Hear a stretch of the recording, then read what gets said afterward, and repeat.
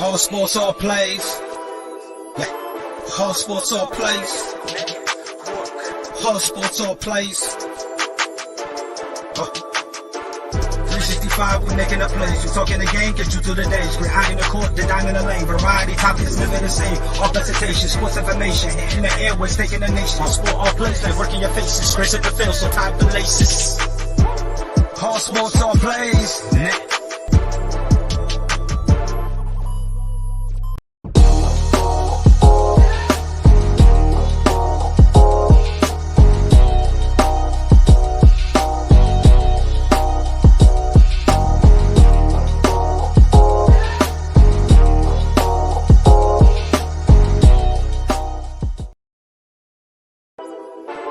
All sports, all plays. All sports, all plays. All sports, all plays. 365, we making up plays. You talking the game, get you to the days. We're high in the court, the dime in the lane. Variety topics living the same. All presentation, sports information. In the airways, taking the nation. All sport, all plays, like working your faces. Grace at the field, so tie the laces. All sports, all plays. All sports, all plays. We on top of our game. All sports, all plays. All sports, all plays.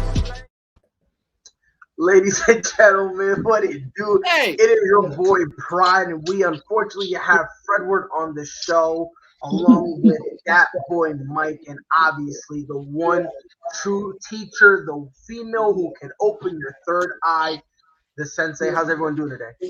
Yes, sir. Doing good. How y'all doing? I gotta take a shit. Okay, You got Mike. it, coach. You got All it. right, Mike. Okay, Mike. Oh my God. I'm It's gonna be that wonderful. episode. I'm here today, you guys. Mm. How are you guys doing today? Sensei look like she already tired of us. She just started. I'm saying, like she's like, yo, I'm done with y'all. Yeah, y'all gotta get y'all life together. Yeah, so is Ben Simmons becoming like me, broke as shit? John Morant went down, and God knows how Memphis feels. And people said Braun is a snitch when some dumb broad who paid to see him wants to disrespect his son. But first and foremost, Lakers, Frank Vogel. I'm gonna start with you, Freddie, because that's your team. That is your guy, even though you want to switch every other week. So they call Frank Vogel before the season ends. Fredward. I was in a good mood. Before you brought that topic up, Brian, why the hell did you have to bring that topic up? I was in a Because I want to great get you mood. upset. 'Cause I Pride, want was to in a great Hold mood. on, Freddie. Hold on, Freddie. Pride, show me that can again. Oh. So hold on. So before any misconceptions, hold on. I gotta turn the green screen off. It's Mountain Dew. Oh, I'm But like, since what? Yes. I Since was it's a like, green what the screen. fuck is going on? Right. Since it's a green screen, this is how it looks up. That's why, that's why the Mountain Dew part. Yeah. All right, Freddie, carry on.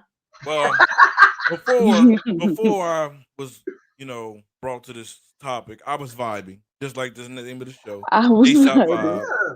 But when I heard the topic, I Yes, stopped sir. vibing. Because last night, first off, you guys heard me on a couple of shows when I would say, you know what, let's be patient. Let's pump the brakes just a touch. Let's What give up, them Bishop? time. Let's give them time. But you know what? Forget time. Forget it. Sensei, Mike, Pride, you know what I seen last night? You know what I seen? I seen a team who had a 13-point lead in the fourth quarter. A 13-point lead in the fourth quarter. And we had to go 3 overtimes. 3 overtimes to lose to the Sacramento Kings. And that's no disrespect to the Kings, but we should be much better to them than this. When we have this much star talent power that we do on this team, we should be much better. Yep, I'm with you, Bishop. And Nick Saban made a call, and all of a sudden, I'm just throwing that out there. Go ahead. My bad. Hey, Go can we ahead. just point out how smooth Bishop looks in his picture though? Yeah, look at him. Player. Look at him. What's up, Bishop? Elena, Bishop, she just trying to get some brownie points. That's all. Don't listen to her. She's slick. She tried that when she first joined the network. Man, but what please. happened? I had to educate her. But like I was saying, You ain't never said you look fly, bro. I am not in her life.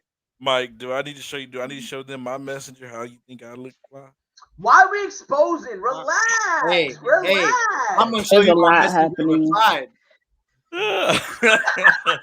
Freddie, shoot the but list. anywho, Frank Vogel has to go. His rotations are horrible. This guy is supposed to have his bones in the NBA because of defense. We're ranked near last in the NBA with defensive wise. That tells me he cannot get his players to buy in into the playing defense. We can't stop a cold, like no pun intended. We can't stop a cold. I mean, we look horrible. One night, and it's his job. He's supposed to do the research at the beginning of off season. Once they got Russell Westbrook, it was his job to go in there and see how can he find a way to make this work. And as of right now, this big three has not found a way to work. One night Russ looked good, the other night LeBron don't. One night Russ don't look good, the other night AD and LeBron look dominant. One night Russ looked bad, AD looking soft like we saw last night. Listen here, he was being guarded by Alex Lynn. Alex freaking Lynn, and this dude did not dominate. This shows, I don't know, it's sad. And Russell Westbrook, you can say, well, Freddie, his numbers look good. Well, you know what? It's not about numbers. We all know this dude can go out and average a triple-double. We all know that. But it's about winning. What are you doing to help win? And so far, he hasn't showed nothing. This team, and it's hard to watch. It really is. Yeah, just to piggyback off what you said, Freddie, in terms of defense, the Lakers are only above the Memphis Grizzlies. In terms of points allowed, they're ranked 29th. And also rebounds allowed, they're ranked 29th. And offensive rebounds, they're 27th. So this is definitely a team that is struggling. Mike, would you be surprised if Frank Vogel lasts the rest of the year? No. I think he should last the rest of the year. I don't think there's anybody out there right now that you would want to hire over Frank Vogel. I just think, like, not to get political, but you think of it like the election. Like, you could stick with the guy you got right now, but the other guy that's an option is also not that great. Like, at least this guy, there's a little bit of consistency with Frank Vogel right now, and at least you have that kind of in tune. You can win a championship with Frank Vogel. Not that he's going to be the focal point of winning that championship. Kind of like Ty Lue. Like, Ty Lue is one of those guys who I felt like, doesn't really matter. Like, at the end of the day, Ty Lue's not going to come up with some amazing play that wins you the game. He's just going to put it in Bron's hands or Kyrie's hands at the time. But, at the end of the day, he's serviceable. He can get you there. And it's just to piggyback off what Freddie was basically saying, though. I said this time and time again, like, Freddie crucified me or tried to crucify me the other night when I said when the big is together, they don't look good. And from a winning standpoint. Now, stat wise, if you would have shown all three of them, their stats together, and then not told me the score of the game, I would have said the Lakers won. And Pride and I talked about it a little bit before the show. I think it's just like Brooklyn last year, except they're in a better situation because, again, Brooklyn didn't have Spencer Dinwiddie. They weren't deep. They barely got Blake Griffin. That was their big midseason acquirement. These guys have Carmelo. You have Taylor. You have Kendrick, Monk, and so on, Rondo, so on and so forth. So, and Dwight, so they are a lot deeper than the Nets, but it's that same principle of I don't know how good this team plays together when they're all there, and they look better when one of them is missing. Even Russ, like I'll say, when Russ and Bron play and no AD, they look fine. When AD and Russ play, they look fine. When AD and Bron play, they look fine. But when all three of them are together, it kind of ruins the opportunities for everybody else. I feel like, they're also focused on thriving with each other, and I feel like that's the big difference. Where in Brooklyn, you look at it, and sis, you're breaking my heart. You look so upset. But I look at it like this. In Brooklyn, it makes sense because it's like, who the fuck am I going to give the ball to outside of Joe Harris? I'm not giving it to DeAndre Jordan. Fuck that. No, I'm not. Speaking of DeAndre Jordan, he's on this team too. So you look at the Lakers and you say there's actual guys that you have to bring into this offense because you have Carmelo Anthony, you have Monk, you have Nunn, Tucker, so on and so forth. You have to get them involved. And when the big three are together, I feel like they're thriving so much between the three of them that you don't get enough of the rest of the team. And whether that's on Frank Vogel or not, I think that is kind of something where you kind of have to look at it as an entire team and say, we need to figure this out and we need to gain chemistry because the Bulls, Lowry and the Heat and many other teams that are brand new, they've kind of found that chemistry. They're kind of finding ways to get involved with each other. And yes, it's not always pretty, but they've had moments where, okay, we look great together. Now with the Lakers, it's kind of like, we're 20 something games in, and there still hasn't been one moment where I really looked at it with everybody available and said, wow, that was a great win, or wow, they played great ball. There's always someone missing, or someone wasn't available that night, or AD had a fever, or whatever it may be. I just think this team needs that win. They need that win soon, just so they have something to build off of. Yeah. Um, Go ahead, Park. Yeah, no, it is kind of interesting how you say, Mike, because like that, this team really is being compared to those Nets teams because of the whole big three thing. Right. But sis, let me switch to a different, kind of a little different direction. Let me know if you think he should be fired, and if he deserves to be fired, who would you put in? Like, who basically would you give the reins in terms of being a head coach for this team? Jim Boylan. I definitely think he deserves to be fired. I think it's at the point where, unfortunately, he hasn't figured out the right rotations for that team. I mean, even when he has the big three in and the guys that they put around them, it kind of doesn't make it's not really cohesive. It doesn't really make sense. And then you have to also consider, like, he's playing Rondo and Westbrook at the same time, and it's like these are two guys who both have the same strengths and weaknesses. I'm not sure how you don't understand how that's not going to work. DeAndre Jordan is still getting big minutes, which that doesn't make a whole lot of sense to me either, being that he's not the DeAndre Jordan of old. I'm sorry, my baby cousin is here, so I'm dualities. But yeah, it's just not the same. It just doesn't make a whole lot of sense to me as far as like Frank Vogel and what he's trying to accomplish. And they don't seem on the same page to me. Like, it just doesn't seem cohesive. This Lakers team doesn't seem, like Mike said, hasn't seemed to find that stride just yet, to where they, you know what I'm saying, are clicking on all cylinders, or you see flashes of being like, oh, this could be a championship contending team. I still haven't seen that. They don't even look like a playoff team right now, because like Freddie said, they can't stop anybody. We can't guard anybody. Our offensive sets are trash. It's a lot of ISO balls. Russ is averaging a triple double, but it's not a useful triple double. It's not a triple double that's affecting the game in a positive way, where we're winning ball games, or it's, creating separation between us and other teams. So it's like, I'm it's just like, at this point, I think Vogel does have to go. I don't think he's the right coach for this kind of job, because this is a big job to take on. These are three different personalities, three different styles of play.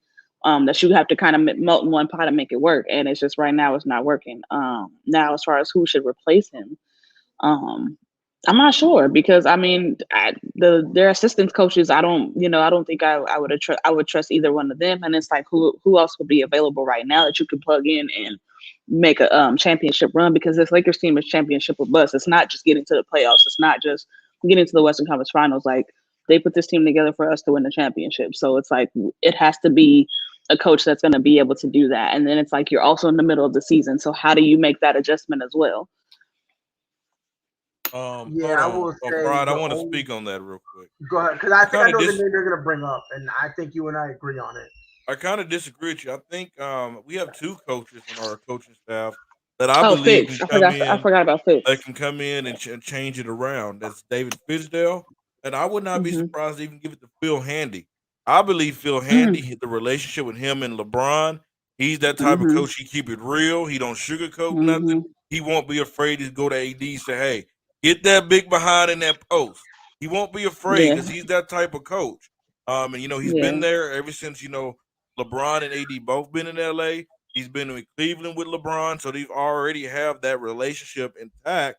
So I don't think I think those two would be the top two candidates for that role. And I will say, if this goes on for another week, I would not be surprised if the Lakers make a move within the next week, because the Lakers, I mean, they won't come out and say this, but we all know in our mind, in reality, they did not expect this slower start they've had so far. Yeah, and here's the main problem for me. My thing is, I knew this. Everyone in the moms knew this Lakers team was going to struggle, right? The problem is that, let's call it what it is. There's no improvement. Right. Like when you look at it, you're kind of seeing the same thing over and over and over again. Which is why that's kind of why I'm saying at this point we kind of gotta call it a wash, because if you want to give them an opportunity and wait till Christmas, I'm with it. I think they should have done it, but it's getting to a point where now you're not seeing any progress. You're not seeing anything better. Not just with Russ, not only with Russ, but also with Frank Vogel. Right. And I think the reason is, unfortunately, Frank Vogel is a defensive-minded coach, right? Right. You know who else was a defensive-minded coach? Tom Thibodeau. And when he went to Minnesota, guess what? They ranked almost dead last in defense. Why? He didn't have him. So what I think they might have to do, they might have to fire him if you want to fire. But if they're gonna get someone, they're gonna have to get an offensive-minded coach. Right. Like that's really all. That's what it's gonna have to come down to. A coach that can maximize everyone's potential on this team. Right. And again, not that Frank Vogel, what up, coach? Not that Frank Vogel can't do that, but his calling card is defense. Right. He wants to try to get everyone up defensively. If he can't do that, maybe it's time for him to go. And then one thing about this, Pride, I think if this is any other coach, Avery Bradley would not be in the starting lineup. No. He's a lot. That doesn't make any sense to me. Yeah, I mean, last night he had no steals. I mean, it's just you go out. I mean, it's okay if you're gonna be just mainly defense, but I need something out of you on the defensive end, and we're not getting that out of Avery Bradley. I mean, he have his moments, but we're not getting that out of him. Right. I'm not. Go ahead. Freddie, my thing, and I said this to you all summer, before the Bulls got Lonzo and Caruso, I said, my biggest thing, and a lot of people hated me for it, a lot of people bashed me for it. I said, you keep Caruso and you bring in Lonzo, and you will have a top 5 defense. And you lost. You lost arguably your best defender, and you could have brought back Lonzo, who I think, honestly, probably would have. Yes, I think he would have. Probably would. As long as they kind of told him, yo, Lonzo, look, let's try it again. This is your role. Because the problem last time is not only were they trying to trade him, but then while they were trying to trade him, in terms of his role, they really weren't being a bucket telling his role. It kind of was just like right, and that's why he signed with the Bulls, because the Bulls told him, if you drop 5 points a game, we don't care. Just be a real point guard, and that's exactly why he signed. But Magic instilled this horrible idea that this kid was going to be the next savior of the Lakers franchise. Yeah. That's it wasn't just Magic that said that. It was his daddy too. Magic just added to the pressure. Magic just added the pressure. Yeah, no, but here's the thing. Yeah. When it came from LeVar, though, nobody said a word because no one took LeVar seriously. No, when it came from Magic, it was like the NBA players took LeVar serious because they was headhunting Lonzo every single night. No, but that's an ego thing. That's an ego thing. You know what I mean? Like that's really what it is. Even if it wasn't LeVar, that's like Enes Kanter hating LeBron James. Like, bro, it is right. But I'm talking about the way people looked at him in terms of like like looking at him like he was going to be that great. A lot of people are like, he'll get drafted and he'll be a good player. Everyone said that, right? LeVar was saying, "Oh yeah, my kid gonna be the best." And again, look, I love my son with every fiber of my being. He can't crawl, but guess what? I'm a pitch that this kid could throw 101 miles per hour dead center. On top of that, he can have pick up football and return every single play. Like I will hype my son up to the max. So me saying it as a father, no one's gonna pay attention when arguably the greatest Laker of all time and arguably the greatest point guard of all time then goes to another young point guard and says, "This is the guy. He is it. He's going to." I don't know about that much, Pride. You said what now? I don't know about that much, Pride. What do you know about what? About Magic being the greatest Laker of all time. That's fine. That's neither here nor there. I said arguably. I said point guard, but no. I said arguably the greatest Laker of all time and arguably the greatest point guard of all time. If you don't want to agree with it, it is what it is. Chris, I know you glad to see me. I make you happy.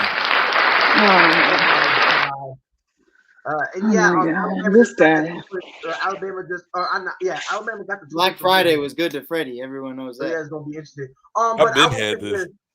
I'm gonna say he's got a new laptop.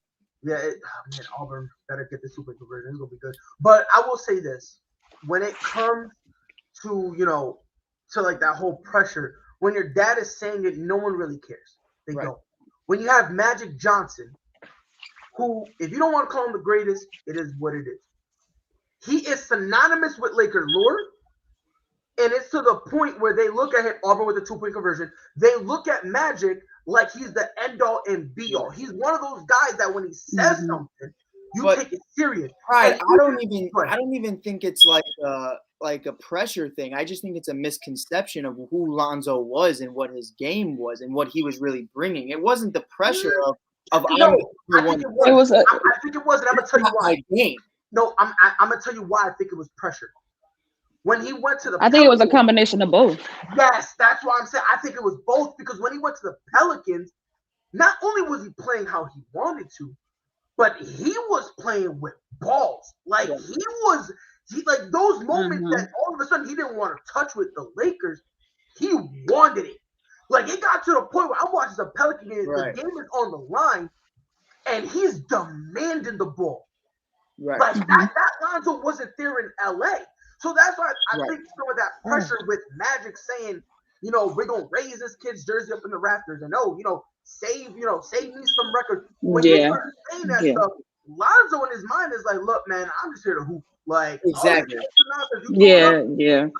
I'm here to hoop. Like Lonzo arguably, Alana and I say this all the time. He's a hooper's hooper. Like he is Yeah. that guy mhm. who's gonna go out there and play the game nobody else wants to play, because everybody wants to average 30, but Lonzo's willing to sacrifice that, and that's where it was different.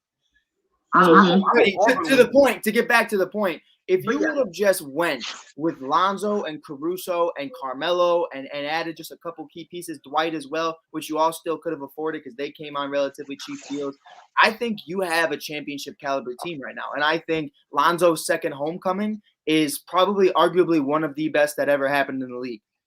And I'm gonna tell you this right now. Even without like if you take away Russ and you just got a couple key guys here and there, I mean, DeRozan. like, You could have got Lonzo and DeRozan. right, and here's my thing. When you have a big three, the third guy, he's gonna lose touches. So why would you get a guy who's always been or always wanted to be the number one option Right. to be the third guy? That kind of It's exactly that point. When you bring in Westbrook, Mhm. you automatically cancel out that he's the third option because you know he can't be. So when you have Lonzo, I'm averaging 10 points. Okay, I don't care. I'm averaging 10 assists. So it is what it is. And 6 steals. And that's the thing. Hold on. Bat it down. But I will say this: when it comes to like bringing Lonzo back in, I'm sorry. I'm really curious about this game. Hey, But live your when you life, bro. bring I watched that Lonzo- Michigan game earlier. That shit was tight. No, that game was wild. It was tight. But I will say this: Frank Vogel, I feel bad because he does deserve some of the blame. But we Right. also gotta understand something. This dude, he's not going to war with like a Patrick Beverly Right. or a Jason Tatum or even Kyle Lowry, who isn't really great defensively, but he tries. He at the bare minimum try. You don't have guys like that. You know what I mean? Like your best defender, and I disagree with you, Pride. I disagree with you on that. Because when you have, and the reason why I say that is because when you have an Anthony Davis, you have a Dwight Howard, you have Avery Bradley, Kent Bazemore, you have LeBron James. I mean, you have guys that have Which played. one of those defense. guys, though, Freddie, are under the age of 30? But I think age doesn't matter, AD. Mike. I'm not really putting too much AD to ain't age that 'cause great of a we've seen- defender to begin with. Yeah, Because Alabama won. I've seen these guys play high defense at high time moments. These guys are not bought into him because they don't trust him. They don't. Frank, you look at this. You can look at LeBron on the sideline. When I look at him, he's always with Phil Handy. I don't really see him with Frank Vogel. I don't see him talking to him. He's always talking to Phil Handy. Freddie, but tell me where I'm wrong in Pride. And Alana, I'm literally all of you sitting with the biggest LeBron James fans in the world. Freddie, you're kind of skeptical, but it is what it is. You got Batman, Robin. Every one of you guys want to be Batman. It's fine. And Freddie's more like Alfred because the Butler's only there every now and then. But with that being said, the only time I ever saw Bron buy into a head coach and truly actually fed off him was in Miami. That was the only time. And that's the thing about But that's it. not. But that's the only time he's had an elite coach, though, too. That's what I'm saying. No. Every I other disagree with time, that. Bron understands it's Bron at the end of the day. Oh no, and the first time The first time in Cleveland. Kind of, but he was still young, so he had to. Oh, I know he's talking about Coach Brown, I think. Yeah. Yeah, Coach Brown. He bought into him. you were young though. But he was, I but think he was, bought yeah, into he was Ty also. Lue as well. He was People don't also give Ty young. Lue that much Oh, credit, but you look at Ty him Lue as now well. in LA. I don't Ty know if Lue he got bought those guys into competing, Ty Lue. man. I think he tolerated Ty Lue. Yeah, Ty Lue let Bron do whatever Bron wanted to do. So it really How could wasn't you him not? buying. Yeah, it wasn't really him buying in. It was more like I like him because even if what I say is wrong, Ty Lue won't argue with me. Right. Like that's how I looked at it. And I love Bron. I love him. But when they brought in when they put Ty Lue as the head coach, that's what it read to me. That Bron was just like, look, I don't care who's the head coach, don't question me. That's the vibe I got from that. Right. I don't know how y'all feel about it, but F the Lakers. Next topic. He said enough. Just gonna bring in Phil Jackson. Oh my God! No, heck no. Bring in Phil. Yes, bring in Phil. So there are Zen rumors master. that supposedly Ben Simmons equals broke The boy. GOAT coach. Rumor has it that his account is in the negative. I don't know whether or not it's true. That's the rumor going around. Let me ask you a question. Yes. Is there any legitimate incentive for Ben Simmons to return to the court as a Philadelphia 76er? I'm gonna start with you, Sensei. I don't think so. I don't think that. I'm not sure that I believe the reports about Ben Simmons going broke. I don't think that that's all the way true. I hope not, at least for his particular case. Like I hope that he's not spending the money the way that they say he's spending money. But I mean, if that's not the case, then no, there's no real incentive for him to step on the court because at the end of the day, he's gonna have to deal with those Philly fans, and that's what he's trying to avoid at all costs. And they're gonna let him have it. Like Philly's not a place where they're, especially when it comes to their sports fans, they are not shy about how they feel. They are not shy about their opinions. They're going to let you know. They are going to let you have it. And you've all made it abundantly clear that you don't want to be there. You've pretty much pouted your whole way through this portion of the season, and they don't accept players like that. Like you have to kind of take on the attitude of that city, and he hasn't. He hasn't really embraced that. So I don't think if like I said, if the report isn't true, then no, there's no point in him stepping back foot on the court. Now, if they are true, then I mean, you got to put your big boy drawers on, lace them up, and do what you got to do. Because at the end of the day, you got responsibilities, you got things you got to take care of. But I don't think he's going broke. I think if that was the case, I think he would have come back a lot sooner than now. I don't think he would have waited until it got to the bare minimum and then be like, oh, maybe I should have, you know what I'm saying? Like, I think it's just one of those things that they're just making reports per usual. What's up, coach? Yeah. I will say this. Y'all hear me? Yeah, we hear you. We hear you. I promise. I got you. Let me I appreciate you, Fred. What up, man? Sure. So I want to actually. What up, y'all? Let me swing this to you, coach. So Ben Simmons supposedly is broke. That's the rumor going around. So now here's $1 million question I have for you. Does he have any legitimate incentive to get back on the court as a Philadelphia 76er? It doesn't look like it to me. He's trying to be on the court. It seems like to me he's trying to do whatever it takes to get the hell up out of Philadelphia right now. It doesn't look like he's very motivated to play basketball for this team. Everything is just a shit shell with Ben Simmons, and he's trying whatever he could to not to play for Philadelphia. He knows Philadelphia pretty much gave in on him, gave up. But I mean, when you're not performing, you're gonna hear it, and that's, I mean, when you go to any other city, when you're not performing in the playoffs in big moments, you're definitely gonna hear it. And again, he just have no motivation of being out there. The practices, the cell phone, and stuff like that. He's willing to lose money and not step out, not at least sit on the bench, to not be around the team. But you can go to St. John's and practice all day long, but not be around the team. But I think he doesn't want to play for Philadelphia. I just think he's trying to do whatever it takes to get up out of Philadelphia. Yeah, I don't think he has any type of desire to play basketball for Philadelphia. Mike, you think at some point Ben Simmons is gonna say, I gotta get back on the court? I mean, that's like if we quit our jobs today and now I'm shocked that I'm broke a month later. Like the first month that you're not working, It's cool. It's relatively fine. You got some savings. Everything's gonna be sweet. Chilling, catching up on some sleep, playing some Fortnite. It's a good vibe. It's a good vibe. Not from personal experience. It's a good vibe. That second month, fuck.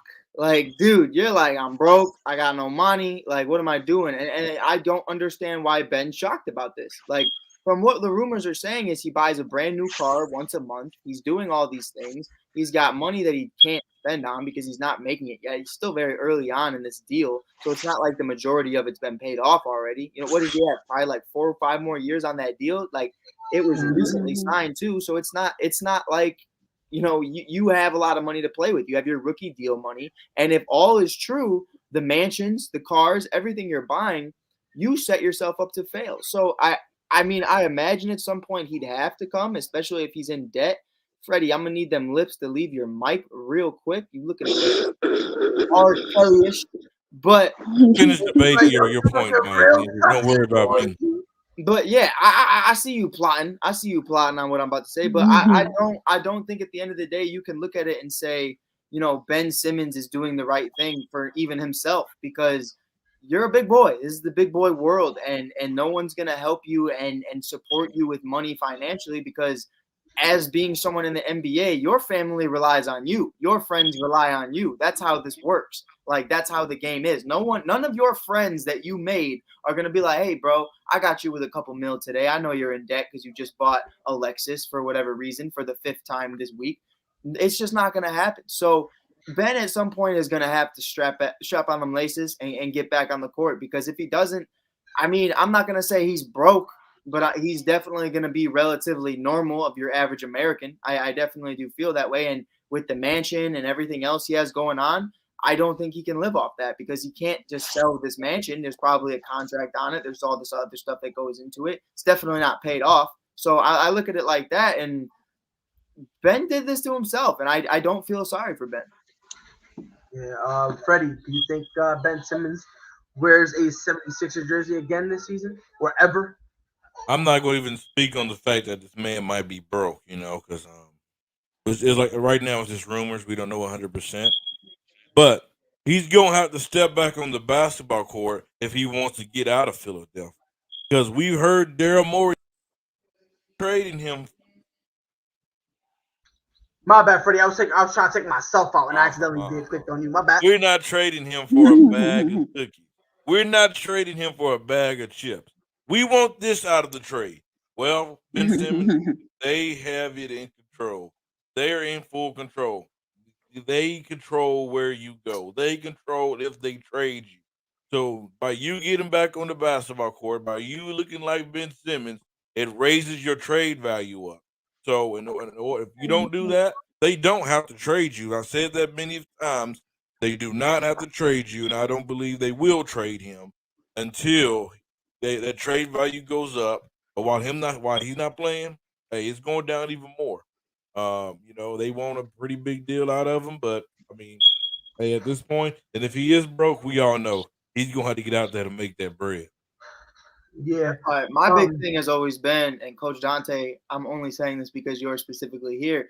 If Houston would be willing to take a little bit of John Wall's contract, maybe just 10 mil, and then they would pay Philly would probably pay 30 mil of that $45 million deal that he's still owed to the next following year, I would still do Ben Simmons in picks, John Wall in picks for Ben Simmons. I think that's great for Houston. I think Ben Simmons would be in a position to where, Coach Dante, respectfully, you know, Houston's not in a huge rush to make it back to the playoffs. They understand what they are going to be. So you could take that time to build that bridge with Ben and give Ben a little bit more time to produce. And this is just like Lonzo, your second shot. Now you better come back with a 3-point shot, and you better come back with a little bit more confidence, or then it's over. And still then I feel like Houston could still flip him for a bunch of assets and a bunch of picks if they wanted to. So I still think, you know, if Houston would be willing to eat a little bit of that John Wall contract, not even 1/4 of it, just maybe a little bit, maybe like 15% of it, I definitely think they still need to do it, because both those guys want out. And the only difference between Wall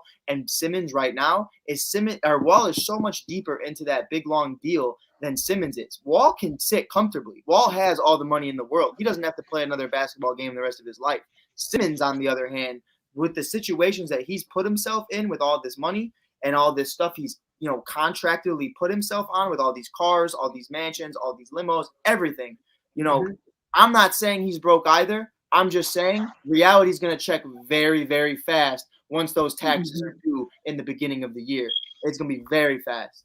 Mike, so what you're saying about Coach Dante, he have no room to talk about my Lakers because his team is already horrible. Hey, let me tell you something. Guess what? This team almost beat your team. And he beat my team. You did struggle the last 2 games against my team, but we don't have high expectations. We never did coming into this season. So that's even worse for y'all, because y'all have championship expectations, struggling against horrible teams. So you can count. You talk about the Rockets. We don't care. We're rebuilding. Hey, Coach Dante, you know how I feel about that? Coach Dante, you know how I feel about that? So yeah, I don't think the way y'all looked last night. The way y'all looked last night, that's laughable. Yeah, don't make me call Buddy Hill. Don't make me call Buddy. Call Buddy. Call Buddy. He had 11 points in the first OT. He had 11 points in the first OT. Could have been yours, big dog. He said could have been yours. He could have. I will say this about Ben Simmons. I do believe he is gonna have to play eventually. Yeah. And the reason being is in order for you, he wants to get out of there, right? If I'm Ben Simmons, I understand why he wants to get out. I don't blame him, But you also need some self-awareness. If I feel like that's what lacks in this whole situation from the Ben Simmons side. Now, I'm a Ben Simmons supporter. I go on and say I'm his public defender on retainer without being paid. Say it all the time, right? But at the end of the day, there needs to be some self-awareness. How are you gonna sit out and the few times you show up to the 76ers organization, you're doing everything in your power to be sent home? Once you're doing stuff like that, where Doc Rivers is saying, yo, come be part of the drill, and you're kind of telling him, hey, yo, lick my nuts from the back, G, don't talk to me. Or you're up there literally just having your phone. When you do stuff like that, he doesn't understand. That makes people look funny at you, because now they're gonna be like, hey, yo, what's going, homeboy? What's going? Now, again, I understand some of his frustration, but if you want to get out of there quick, fast, and in a hurry, I said this from the beginning, he should have hit up James Harden and be like, yo, James, you got out of Houston. What should I have done? What should I have done? What is the proper? But we can't. From here? Go ahead. We can't fully absolve. We can't fully absolve Philly for how this is handled either, because they've made it an uncomfortable environment for him where he doesn't want to play. So I don't necessarily blame him for not wanting to be there. I just feel like there's a better way. How he's handling it. Because and granted, I'm not saying that they're wrong for feeling how they feel. If you would stop talking and let me talk, I could explain it to you. But so what I'm saying is that Philly pretty much in the last year's playoffs, which I'm not saying that they didn't have a right to feel this way, but they pretty much in so many words said, we don't feel like we can win with this guy. So if that's how you feel, trade me. Don't keep me here and then be like, well, why don't you want to participate? You've made it abundantly clear you don't want me here. Right. So it's just like if you are in a relationship and it's like, you know what I'm saying, the person is pretty much telling you every. No, it isn't. But it is 100%. It isn't, because if a person is telling you pretty much everything that you're not, and pretty much giving you every reason why they don't want to be there, then what's the point of still trying to make it work? Realize this is still a business. It's still a business. No, he does. But wake up one morning and say we're gonna trade him. They don't work that way. Time out, Fred. Hold on. No.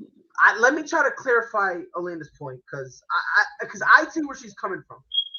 What she's saying is she understands why he wants to be traded. She's not justifying the route he's going. She's just saying he doesn't want to play in Philly, but we can't say that the organization is clean here, because they that's responsibility on how this went. And I'm with her. Ain't no way you're gonna sit here and say, so they ask you, can you win with Ben Simmons? Doc Rivers goes, no. Well, I don't know. And then try to clean it up. That's not how it works. Yeah, and that's really the only thing I really had. I always thought from the beginning, the organization deserves some blame, and of course Ben Simmons deserves some. Of course, Yeah, it's I was equal. To me, it's equal blame on both So sides. when do I we? think it's equal So when blame do on we both come out and sides. say, Ben Simmons, it's time for you to stop being so sensitive? It's time. Because did they lie? Were they wrong? What I they don't saying? think. yes. No, I didn't. Yes, I they didn't. were. I didn't say that they were. What up, Chief? I didn't say that they were necessarily wrong, but I'm just saying that No, they were. if They were. no, they were. I'm not saying that. Well, no, because What up, their Jonathan? reasoning for not wanting him there isn't wrong. It's Right. just the way that they went about it. If that's Yeah. how you feel, fine, but don't say It that was and then too be like, public, come too come fast. to. Yeah, that's like, don't say that and then say, come to training camp. Like, we need you to practice. No, you don't. You just said you couldn't win with me. So why am I here practicing? Why am I Because at it's a training camp? That business. doesn't make any Freddie, sense. Because it's Freddie, a the way I business. look at it is Right. this: And Freddie, the I biggest understand. problem. Go Sorry, ahead, Mike, Mike. but the Go biggest ahead, problem go to ahead, Mike. me is you got to go balls to the walls about this shit. I've had coaches that I didn't like. I'm gonna do it. I'm gonna do it. This is gonna be the episode I do it. We didn't like dudes. We were like 16, bro. We'd show up blasted. We'd show up high. We smelling like skunk. We smell horrible. We want a dude gone. They were like, "You guys aren't physically ready." And we'd be like, Right, it's killing me. look at James Harden. All right, I ain't getting the fuck out of Houston. I'm gonna go hang out with Lil Baby. We gonna go break COVID protocol and we gonna go vibe out. And I'm gonna come in a fat suit looking like the Nutty Professor. That's how I'm rocking. Now you look at Jimmy Butler. Jimmy Butler walks into Minnesota and says, "I will beat the fuck out of every single one of you until I'm traded." And Tom Thibodeau, you're a bitch. And that's how it ran. And he was out of there. Now, Ben just staying at home chilling isn't enough. You being on your cell phone at practice isn't enough. You need to walk in there, punch Doc Rivers square in the mouth, and then you will be traded. I'm just saying, if you wanted to, Mike, why you want everybody to catch charges, man? You want everybody to catch a charge. If No, you just want it done, you can get it done. Ben is lazy. yeah, no. I'm gonna say this to Mike's point. You got a point though. Yeah, you got a point. I'm just messing with you. To have some assertiveness and aggression. If you don't want to punch him, fine. But you need to go up to them. The whole passive aggressive thing he's doing, it works. It looks bad. Yeah. Right. Answer me this. Is the way he's going about it not the most Ben Simmons way of going about it? Because even his game is passive.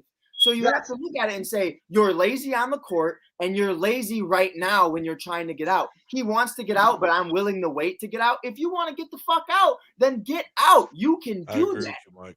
You disagree? Yeah. With I agree with you. You got a point. Yeah. See, guys like Go ahead. Jimmy Butler and Harden, they force their way out. So that's what Ben Simmons have to do. They kind of force their way out. Like James Harden went to clubs. He threw balls at practice and stuff to people. He complained to the media about the Rockets not good enough. And then what happened the next day? The Rockets traded him out. Jimmy Butler told Tom Thibodeau, "Y'all need me. I don't need you." And ever since then, what Minnesota have done absolutely nothing. The last playoff series was with Jimmy Butler at that, so he told him out to be right.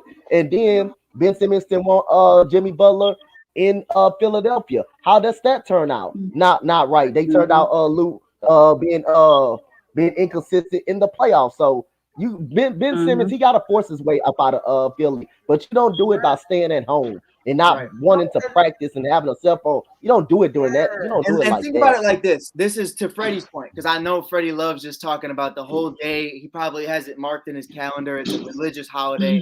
The Anthony Davis trade wasn't going to happen because all AD was doing was sitting out. He wasn't voicing his opinion. The second AD went out there and said, "Fuck this front office," he was gone.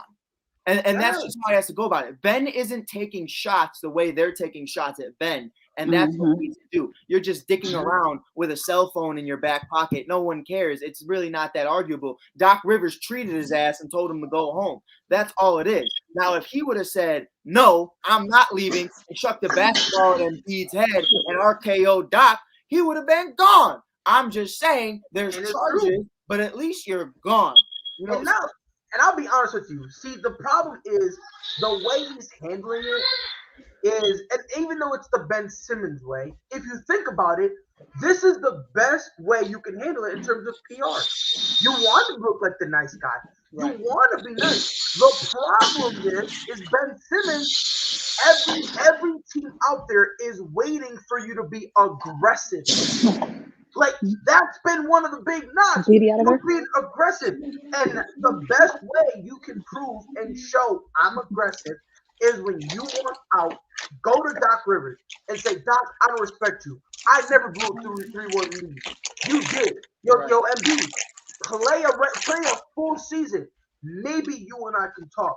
Hey, yo, Danny Green, remember that shot you missed in LA? That's why you here. Because if you made it, they would have kept you. You want to say hi? So Andre Drummond, you were so nice that LA let you walk across the country to come here.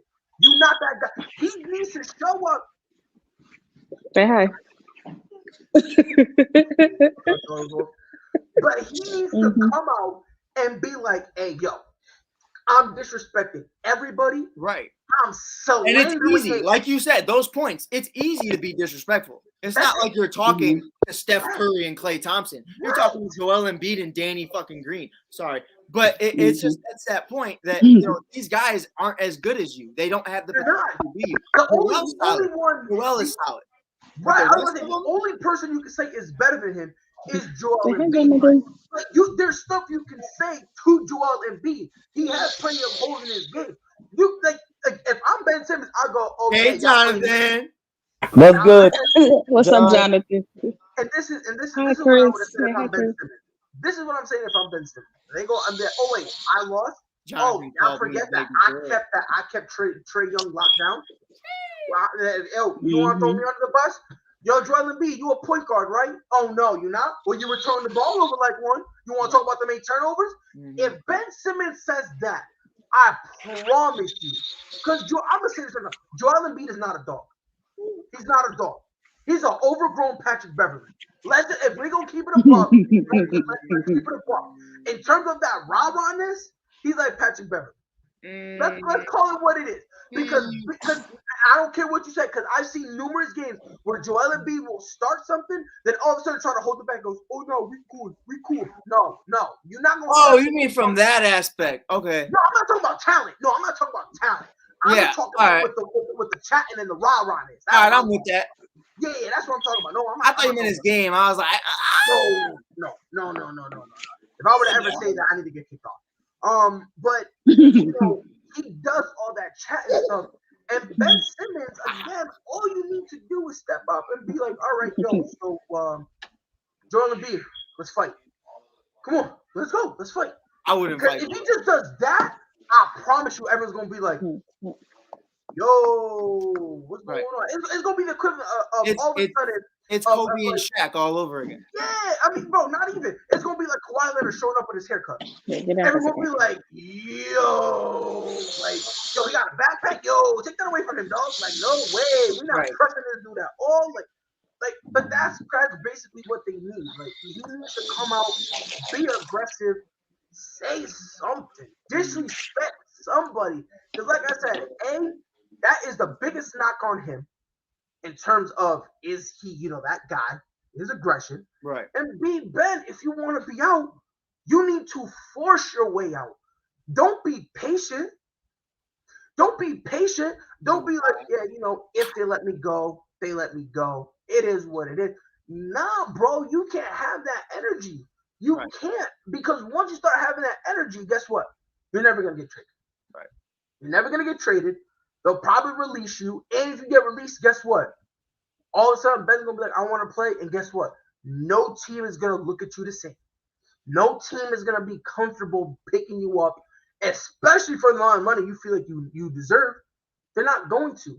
Because now there's so many questions. Kind of same thing with Kyrie. Kyrie left the game.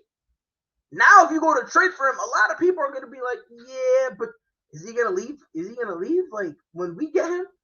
It's kind of like this same situation. So Ben Simmons, as your public or your public defender, grow some balls. That's like the best thing I can say. Punch him in the face.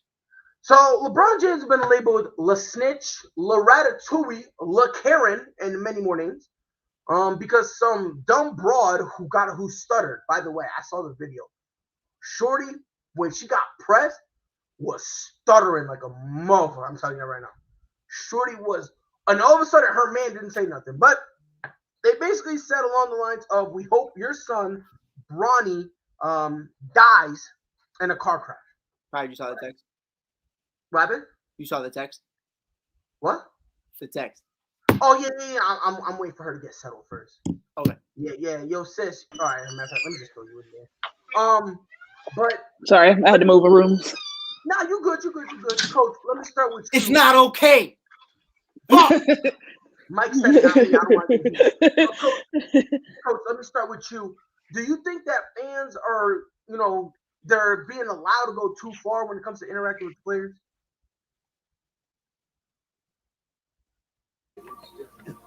Oh, I hear you. Say what?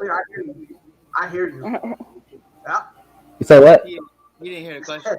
I said, Coach, do you think that the fans are allowed to go too far when they're interacting with the players? Some of them is. I know those Utah fans to Russell Westbrook always goes too far and stuff like that. But like, I mean, the fans in the stands, they say whatever they want and they say how they feel because I mean, that's when what happens when your team is struggling.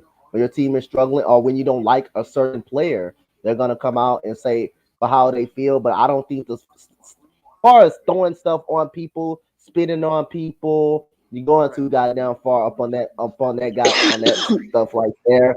So again, I just think sometimes the fans go too far and the players deserve the way they react because nobody deserves to be disrespected the way they get disrespected night in and night out and stuff like that, especially when Russell Westbrook goes to Salt Lake City and stuff like that. The fans do not like him over there in Salt Lake City at all. So I just feel like they don't like these the kind of people. Yeah, they don't like them. Let's just keep it a book. Mike, you one of us. You one of us. No. Mike doesn't count. I'm just saying people in Salt Lake City. Yeah, because they don't. You know what I'm saying? Mike ain't never going to Salt Lake City. He too hood for Salt Lake City. Mike, I'm gonna put it this way, Mike. You one of us, bro. They don't like cookies. We chocolate chip. You white chip macadamia nut. Right. You still a cookie, brother. You still and let's not act like white macadamia and cookies aren't delicious. Like let's not do that. Let's not play games whatsoever. Let's not act on the white macadamias. Period. Mike, do you think the fans are allowed to go too crazy? I mean, listen. Personal experience, I just keep incriminating myself today, but it is what it is. It's a Saturday night. Like when I was a player and, my dad passed away and someone would say something nasty in the stands, I always turned around and said the same thing. I say, your mother's fat ass. And then I'd keep moving about my business. They'd be like, yo, like, what did he say? He'd be like, well, he said something about my mom's ass. I'd be like, yo, like, I don't care. Or I'd just flip you off or I'd say something. I go about my business. Here's my problem with Bron's issue. And I am in no way, shape, or form defending this kid. I think he's an asshole. I think the system is broken, and I think there's many different ways we can talk about this. We're not going to talk about it, but I saw the tweet of LeBron James mocking a 17-year-old kid in Kyle Rittenhouse, calling him a crybaby, calling him this, calling him that, saying that he's upset that people are calling him names. And then I've seen Bron time and time again get upset when people call him names. So I've seen him do it a lot. And it's not just Kyle. It's a lot of individuals Bron has gone public and made fun of for complaining. And I know it's very different situations, but I find it very interesting that, on the court, they get upset. But in real life, Bron wouldn't pay attention. If someone commented something about Bronny, Bron wouldn't have commented about it. But because it's public, it's okay. Now, here's where I'll say this. You talked about someone who couldn't defend himself. Bronny, whether it was Bronny, whether whoever you were talking about, it was just weird to me that you would talk about someone's son. It's a little fucked up. And especially after what happened with Gianna Bryant, especially with what happened to Kobe Bryant. You said you hoped he died in a car accident. I just feel like that's very fresh. LeBron wasn't playing that. And I'm in no way saying that I felt like Bron was wrong talking about Kyle Rittenhouse or any way, shape, or form. But it's one of those things where, like, if you're laughing at someone over social media for being upset about name calling, and then I watch you be upset about name calling, it's weird to me. Like, I'm that person, and Pride, just know, like, I'm saying it right here, right now. I'm that kind of person that's like, you say whatever you want to me. Just know whatever I'm about to say is fucked. And I've been sitting on it for like 5 years and just waiting to say it to somebody. Like, I got stuff about Freddie that I could talk about the Lakers and how he feels about LeBron James. I'll never say that because I love Freddie. Fred Word is my dog. Fred Word is my dog. But I find it weird when people are finally like, like if I said, man, Pride's a fucking crybaby, and then the next day on the ASAP network, I'm out here crying about someone who commented about me.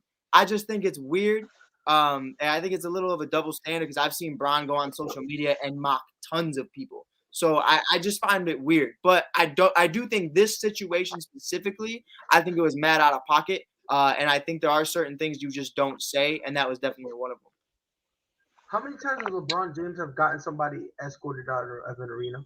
A few times. Okay. Twice. And if I'm being completely real, all of them were kind of recent. None of them was in Miami. None of them was in Cleveland. Right. And they were all justified. Because you want to compare it to what he said about Kyle Rittenhouse.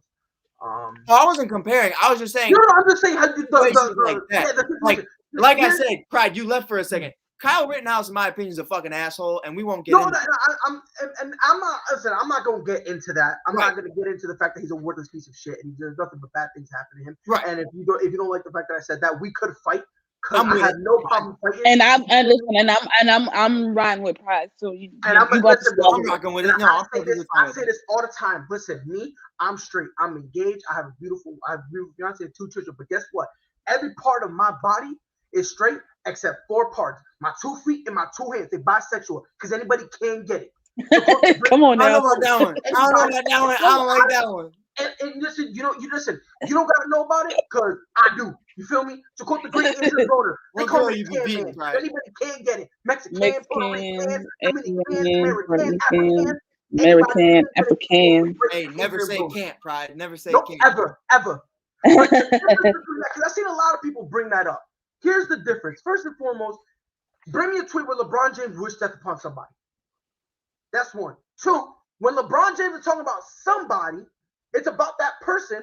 Right. And when he's talking about them, he's criticizing them. For instance, this dude out here was going, like, come on, bro. My daughter fake cries better than you. Do better. Do better. No, seriously. My son can barely walk, and he can fake cry better than you, bro. Dude out here sounding like he put a little too much salt on his chicken, and all of a sudden, quit it, kick. Like, no, get out of here. I don't want to hear none of that. No, I don't want to hear none of that. Bro, I said he looked like he was eating lemon heads. Yeah, bro, he was like, he ain't no cat. Yeah, bro. But here's my thing: LeBron James, when he calls somebody out on Twitter, he's keeping it a stat. And what I mean by that is he's like, yo, look, this dude looked like he was fake crying.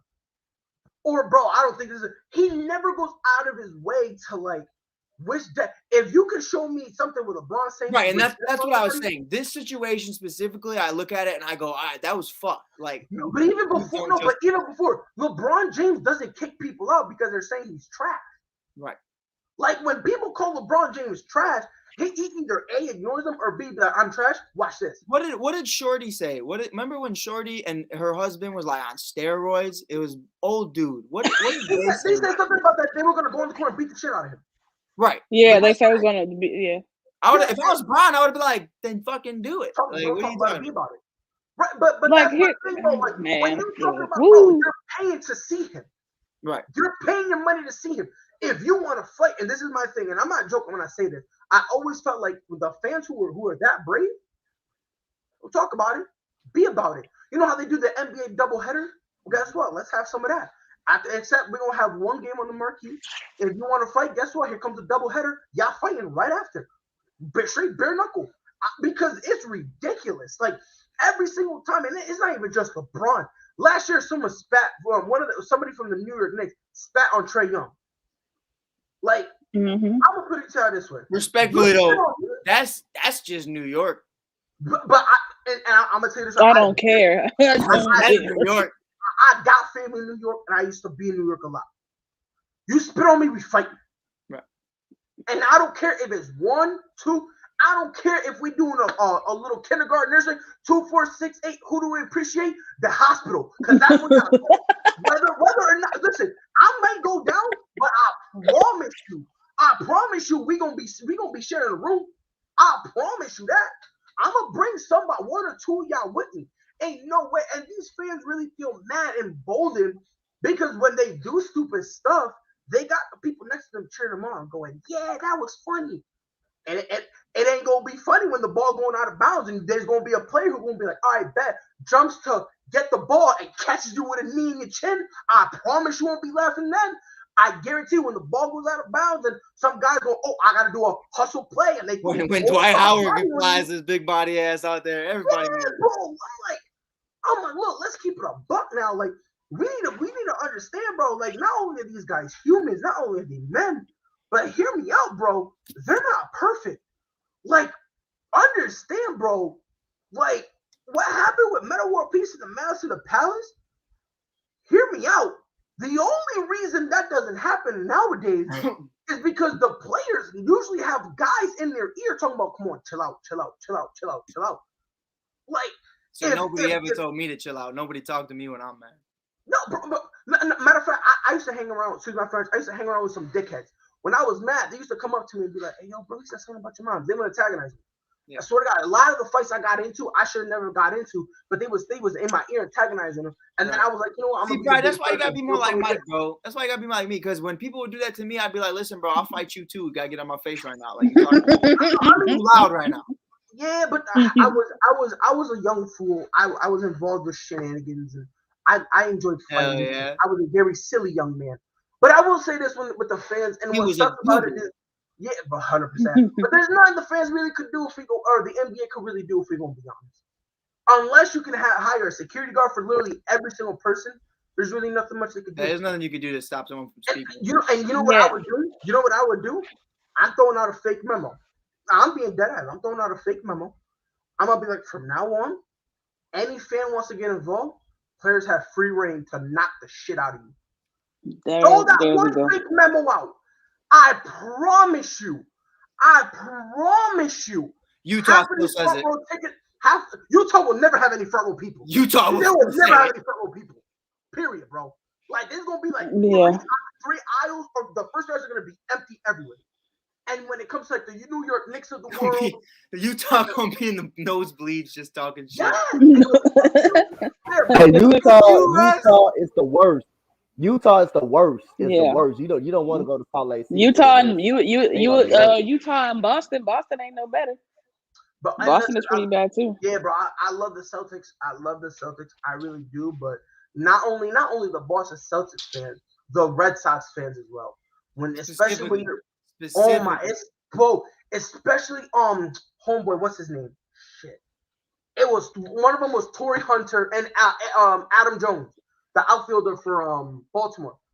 They used to have stories where they were out in the outfield, no umps around, and they're getting called names and literally having beer spat at them.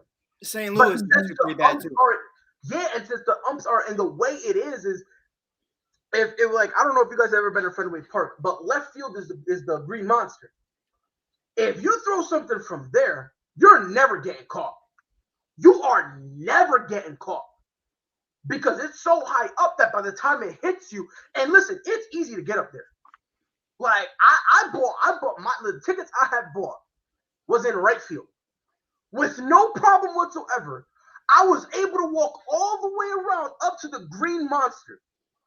If I was a bozo, I could have flung something. And Pride threw a hot dog at Aaron Judge. That's crazy. I don't like Aaron Judge. Man, you threw a hot dog at the man? Yeah. Yo, they be flinging hot dog with no bread, bro. No bread. They was like, yo, take this glizzy. That's what they did to homeboy, bro. They were like, here, take it. Pop. I was yo, they showed the replay. No, why are you in my room? And every time they showed the replay, I swear to God, I heard one of the announcers laughing. But they were trying to be professional about it. And you just see it go. It was just heard me be like, Pride, was that a glizzy? Yo, it just had me weak, bro. But moving on, John Morant. Wait, I didn't get to get my opinion yet. You got to coach. My bad. Go ahead, Alina. How dare I? Go ahead, you got it. So here's the thing with the whole LeBron situation, and I think this is kind of getting lost on people, is that LeBron, like, he's never really had fans escorted out of the game. He's had different run-ins, obviously, in certain games, but he's never really gotten anybody tossed. Unless they like really really cross the line, and that's where he kind of gets where it's like, okay, like I can't legally I can't do anything to you because I hit you, that's a $40 million lawsuit automatically. Like there's really nothing I can do about that, so I'm just gonna exercise my power in this way. But the white folks, he's not the GOAT, and this is why. It'll automatically be like he's a criminal. Like, you know what I mean? Like, yeah, exactly. And it's like he can't win for losing. Right. Bron would lose his reputation for the dumbest. And not only that, if we gonna be exactly honest, like, the people he would hit are people that like I would hit. Would be like not only that, would be people who be like, bro, will go like this, they'll flinch and say, oh, I hurt my neck. Like, let's keep it in context. Like, Bron understands if I hit you, I can literally flick your forehead. Good job, sis. I saw that. I saw that, sis. We were struggling with that one. She said, damn, she was stressing with it. Go ahead, sis. But I'm just saying, like he's never. I mean, in the 19 years that he's been in the league, he's never had anybody tossed out. He's never really had too many run-ins as far as with fans, because you got to think like he's LeBron James. People say things to him all the time. Like he's probably heard all kinds of things. But where LeBron has always in high school, I mean from high school on up. But what Bron has always drawn the line is when it comes to his family. Like there was a situation. I think he might have still been in Cleveland, and somebody was chastising him then, and they said something about his mom, and he said, "You can say whatever you want to say about me, but you leave my mom out of it." You know what I'm saying? They were talking about. Man, it's a touchy subject, but they were talking about Bron's mom and a couple of players. There were rumors. Yeah. Discussing that. Yeah. And so he was just like, you know what? That was a highlight of his career. No, seriously. Yeah, that was probably Delonte West that carried over into the playoffs that year. Yeah, but I mean, like I said, that was his thing. Like, you can say whatever you want to say about me, just leave my family out of it. And I mean, even there was a high school game I think that he went to of Brownies where either the referee, or it was the announcer. The announcer said something about him getting special treatment because LeBron was his dad, and he went up to him and said, "Hey, he's a kid. Like, this don't got nothing to do with me. Let him play. Let him do him. Like, I'm not doing too much. I'm not overextending myself. I'm here watching, enjoying my son. There was no reason for you to take a shot at him like that." Like, he stopped the game to say that to this guy. So people have to understand, as LeBron is a great human being, as far as like, he's very in touch with the culture. He does a lot for kids and things of that nature. But he's human like the rest of them. Like the rest of us. You cut him, he's gonna bleed the same way that we all bleed. So it's like you can't expect somebody to take that kind of you know what I'm saying? You can't expect somebody to tolerate that kind of disrespect, because if we all in that same situation, you say something about my kid, I'm gonna have to see you. Like, it's not gonna be I'm gonna escort you out of the premises. I'm gonna have to see you, especially if you wish death on my kid. Like, that's where it crosses the line. Like, there's no way that's gonna be okay. It's not just let it roll off my shoulder. It's not just you know what I'm saying, I'm just gonna ignore it. No, this is my child. Like Mike said, with Kobe and Gianna Bryant, like, that's not something you joke about. That's not funny. Like, there was the kid that was supposed to get drafted in the NBA that got in a car crash a couple weeks before Terrence Clark. That's one of Bronny's friends. So, like, why would you like, there's a lot of layers that I don't think people are really understanding when it comes to that. And fans get away with a lot of stuff because they've said some. I mean, Bron ain't the only one. Like, there's been a lot of players that have been highly disrespected by fans. I feel like the NBA needs to implement something. It needs to implement something where they protect the players more. I don't know how you go about doing that, but there needs to be something, because one time it's gonna happen. Like, they're gonna try a player at the wrong time, or they go try the wrong player, and then it's gonna go left. So, you know what I'm saying? And it's gonna be Malice in the Palace all over again. I would have been mad if Bron would have put hands on the dude that she was with. I would have too. And I would have been mad about that at all. The rumor is that they both said it. There's more. Yeah, that's what I'm saying. That's what I'm saying. And there's people that were around them that said that that's what they were saying repeatedly. They didn't just say it one time. They said it repeatedly. Yes. So it's like I guess the LeBron told them, "Yo, chill out," and they kept saying it. So I just think it's funny that when they got ejected, all of a sudden he was just like, sorry, sir. Like, nah, be like, Yeah, he threw his hands up the whole time when he went over and pointed at him. He threw his hands up, and that's what I'm saying. Like, fans think that they can just say whatever they want until you get pressed, then all of a sudden it's no. Right. And again, He wasn't doing. If you want to talk trash about LeBron, if you want to say he's trash, you can't shoot free throws. MJ's better than you. You're not the best player in the world. Kevin Durant is better than you, bro. Joel Embiid is more dominant. If you want to say stuff like that, handle. You can say it. If you want to go out, that was my point. That was my point. If Bron was doing this, I would be like, well, you're laughing at Kyle. You're laughing at all these other people. If that was the case, when it's a personal attack, I have a problem with it, and I hate that because I feel like I came across as one of these fucking white people that says I support Kyle. I didn't want it to come out like that. But like, I get the sentiment of what you were trying to say as far as like LeBron criticizing. That's why I love LeBron is because every single time, which hasn't not more than I have fingers on this hand, has been a legitimate reason.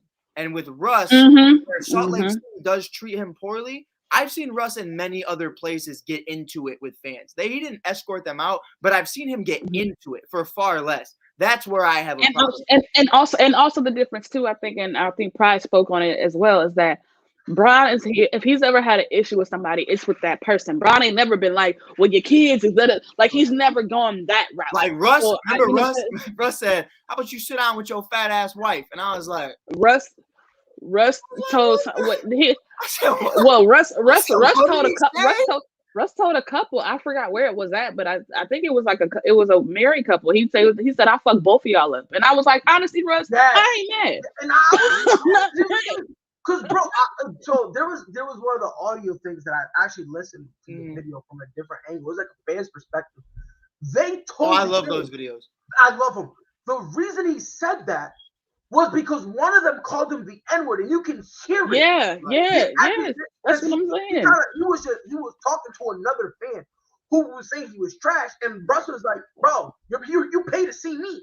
And someone in one of the couple, I think it was the guy, yelled, "Shut the F up, you!"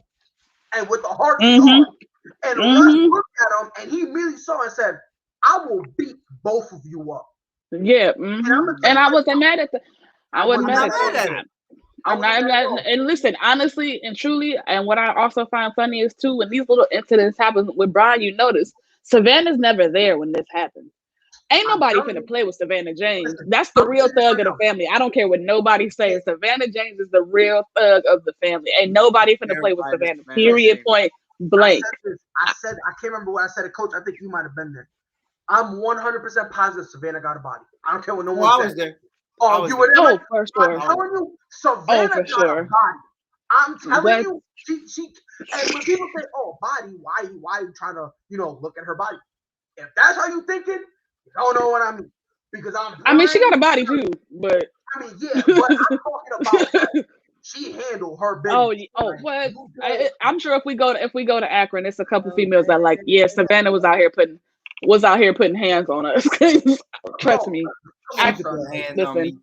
Yeah, I'm telling you, man. Look, the league, I hope the league can do something about it. I really do. Yeah, I'm not sure how they go about it because like there's the fans there's so many fans, so it's like how do you? But I think what they need to start with is just policing how fans because it's always the fans that are around the court, like that are courtside or that are really close to the players. Those are the fans that for whatever reason they act up the most because they want that interaction. Exactly. I'm just saying, if Savannah James beat the shit out of me, I wouldn't even be mad. I'd be like, Mike. That's a certified beat. Like that's not even an L. That's like if G Herbo beat my ass or Polo G. I'm gonna hold you. If Savannah ever beat me up, that's a low-key dub. Low-key. Because imagine, I was blessed enough to have the wife to be of the greatest basketball player ever put pause on me. That's an honor. That's a blessing. Listen, Savannah don't even talk like that. That's how you know she the thug of the family. Because she's so quiet. Like that's how you know she's the one that the people that ain't nobody ever played with Savannah. That's all I gotta say. But like, we can move on to the next topic. Y'all ever been like that though? Y'all ever been like with your boys and you get into it, and then like me personally, everyone's always yelling back and forth, and I'm quiet. I'm just like. I'm waiting for that one more. I'm listening to every single dude, and the comment I hate the most is the dude I'm finna hit. And that's just me. I'm waiting for, like Coach Dante was talking. I'm waiting for that last second. That last second he says something. Boom. Right. I'm gonna tell you this right now. Like I said, when I was back in my younger years, back in the olden days, I was a clown. When that one person said, "I'll beat up everybody in this room," I was the first one to stand up and said, "All right, let's find out. Let's find out. You brought up a hypothesis. This is science class, bro. Let's put it to the test. Let's repeat. Yeah, let's repeat the hypothesis. I was more quiet. Let's see if it works." I'm like, I mean, we can go there, but just don't touch me. And then the second someone touch me, it's this over with. But, oh yeah, now I knew a few guys like you, Mike. They straight up would look at you to be like, "Look, man, we the school shooter type." I'm not saying, I'm not embracing that. I'm just saying we mad quiet in class. Don't make me reach in my bag, bro. Oh my God. Yo, you're a trip. So Ja Morant. Let me get my hat on ready for this topic because there was a apparent knee injury. It was a non-contact, and when I see non-contact, I immediately my heart drops, man. My heart sinks. I'm the same way, Pride. I'm the same way. When I hear that. Those non-contact injuries be the most dangerous. That'd be the worst ones. Yeah. You would think when you think you will make contact with a person, you would think those will be the worst injuries, or stepping on someone's foot. But those non-contact injuries, that equals ACL, torn Achilles, and stuff like that. That's meniscus. Yep. Those are the worst injuries, man. So I'm kind of worried about that Ja Morant injury, man, because the non-contact injuries be the ones that put you out for the season. Klay Thompson had a non-contact injury when he went down in that finals. He had a non-contact injury. So did KD. Non-contact injury are dangerous. Yep. He had an injury just based on shooting the basketball, basically. And that was no contact at all. Just I didn't think he was ready though. I didn't think he was ready to play. I thought they just rushed him. He wasn't. That's another story for another day. He wasn't ready. 100%. But Ja Morant, he exited. Supposedly in the MRI, they didn't find anything. That's bullshit. That's what I'm thinking, because the way he walked off that court, it's either he's soft, which I highly doubt. He real. Or there was something else. He couldn't even put pressure. He couldn't put pressure on him when he was walking off the court. So here's the question. Because they categorize it as a sprained knee. Now I've sprained my knee countless times. Never in my life did I sprain my knee and walk like that. Ever.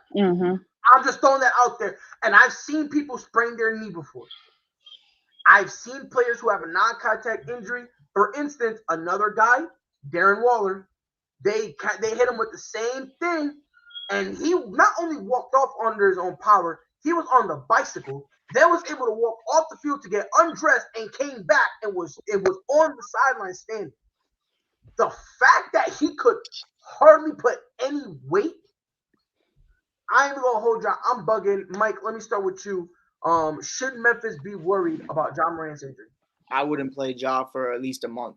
I wouldn't play Ja at all. At least a month. And the biggest reason is you watch what happened with Kevin Durant, who had a sprained ankle or a sprained foot, and it ended up tearing his Achilles, because you knew that the doctors are going to tell you one thing.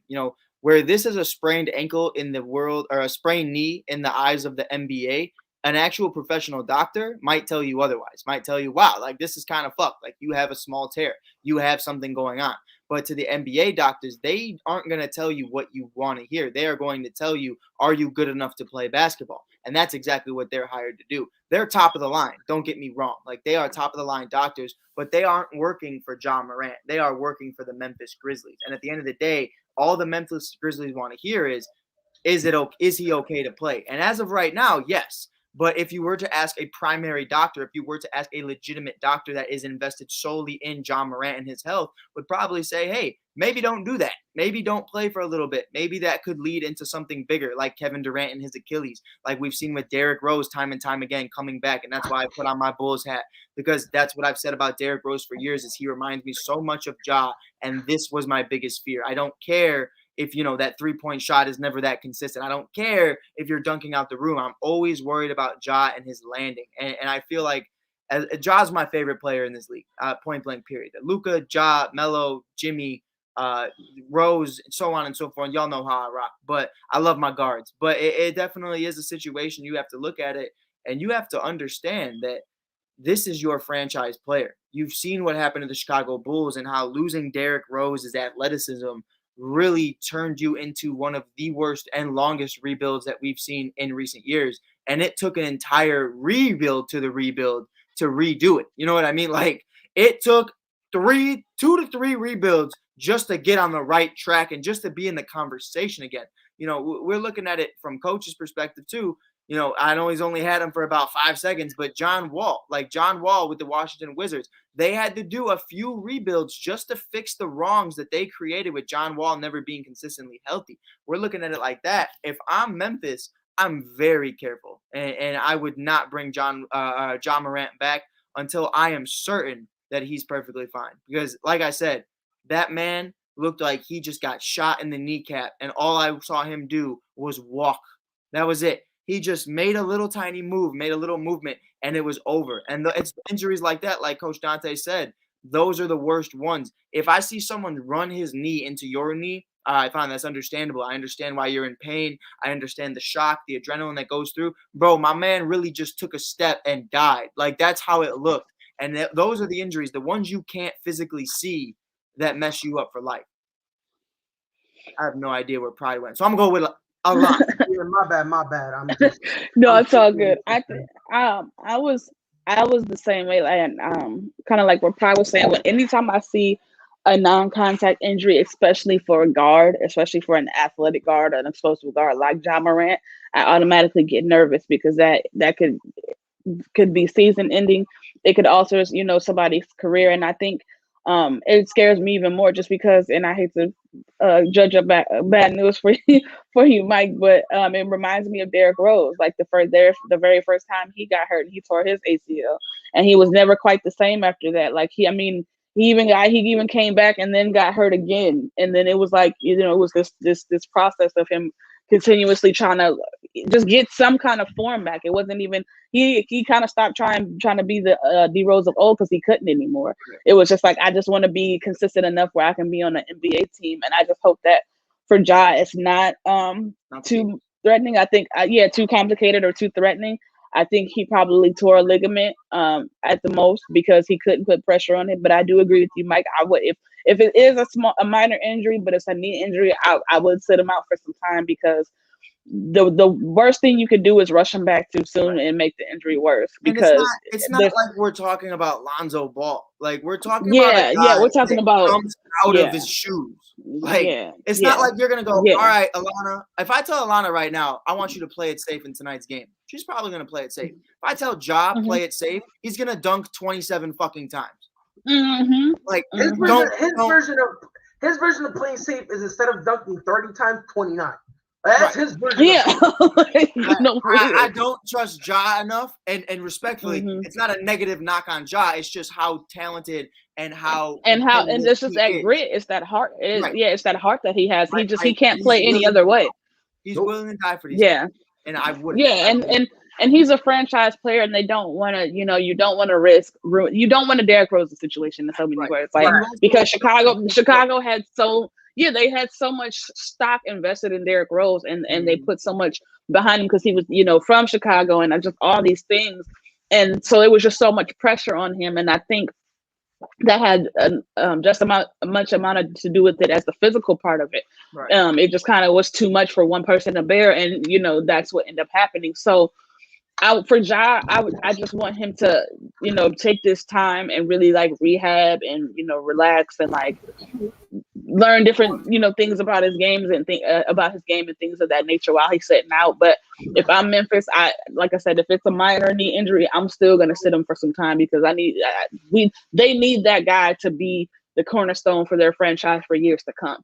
Right. And that's not going to happen if you rush him back and he, tears an Achilles or he, has an ACL. It's like, you know what I'm saying? I hope that it's minor, but I'm with Mike. Ja's one of my favorite players in the league right now. So it crushed me to see him walking off like that. And I know mentally he was just as much as in pain as he was physically because he just loves to hoop. But yeah, so hopefully it ain't that bad, man. I'm just hoping it's not that bad.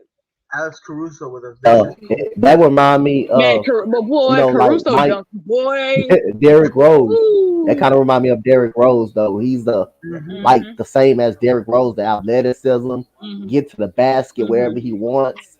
Yup. That dunk on Steve Nash that year when Derrick Rose jumped up out the gym Oh, he jumped in like he got there. You remember Yo, the gotta remember the jump Gordon on Dragic one? No, yeah, I'm not saying yeah, the yo, Gordon Yeah, Dragic. yeah, It was yeah, Dragic yeah, with Giannis two got Dragic, hands. one that was that. What are you When he doing? jumped up and cocked it back like this and just and like I say, No, but I the blame that one on that he Tom caught Thibodeau when he though. caught the one hand, when he caught the one hand too, I'm like he caught a one hand where he was just like yeah, Mhm. all the way back here Then and we just saw oh, Ja do it against Kevin Love, and I was like, there he is. That's what I've yeah, been talking about. Like, this is Derrick.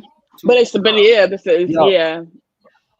Yeah, I mean, like I said, I blame that on Tom Thibodeau too, because he left them in the game. He shouldn't have never left them in that game as Right. well. I That hear game was you, but it completely was over. They were to up me, it for was always 14. going to happen.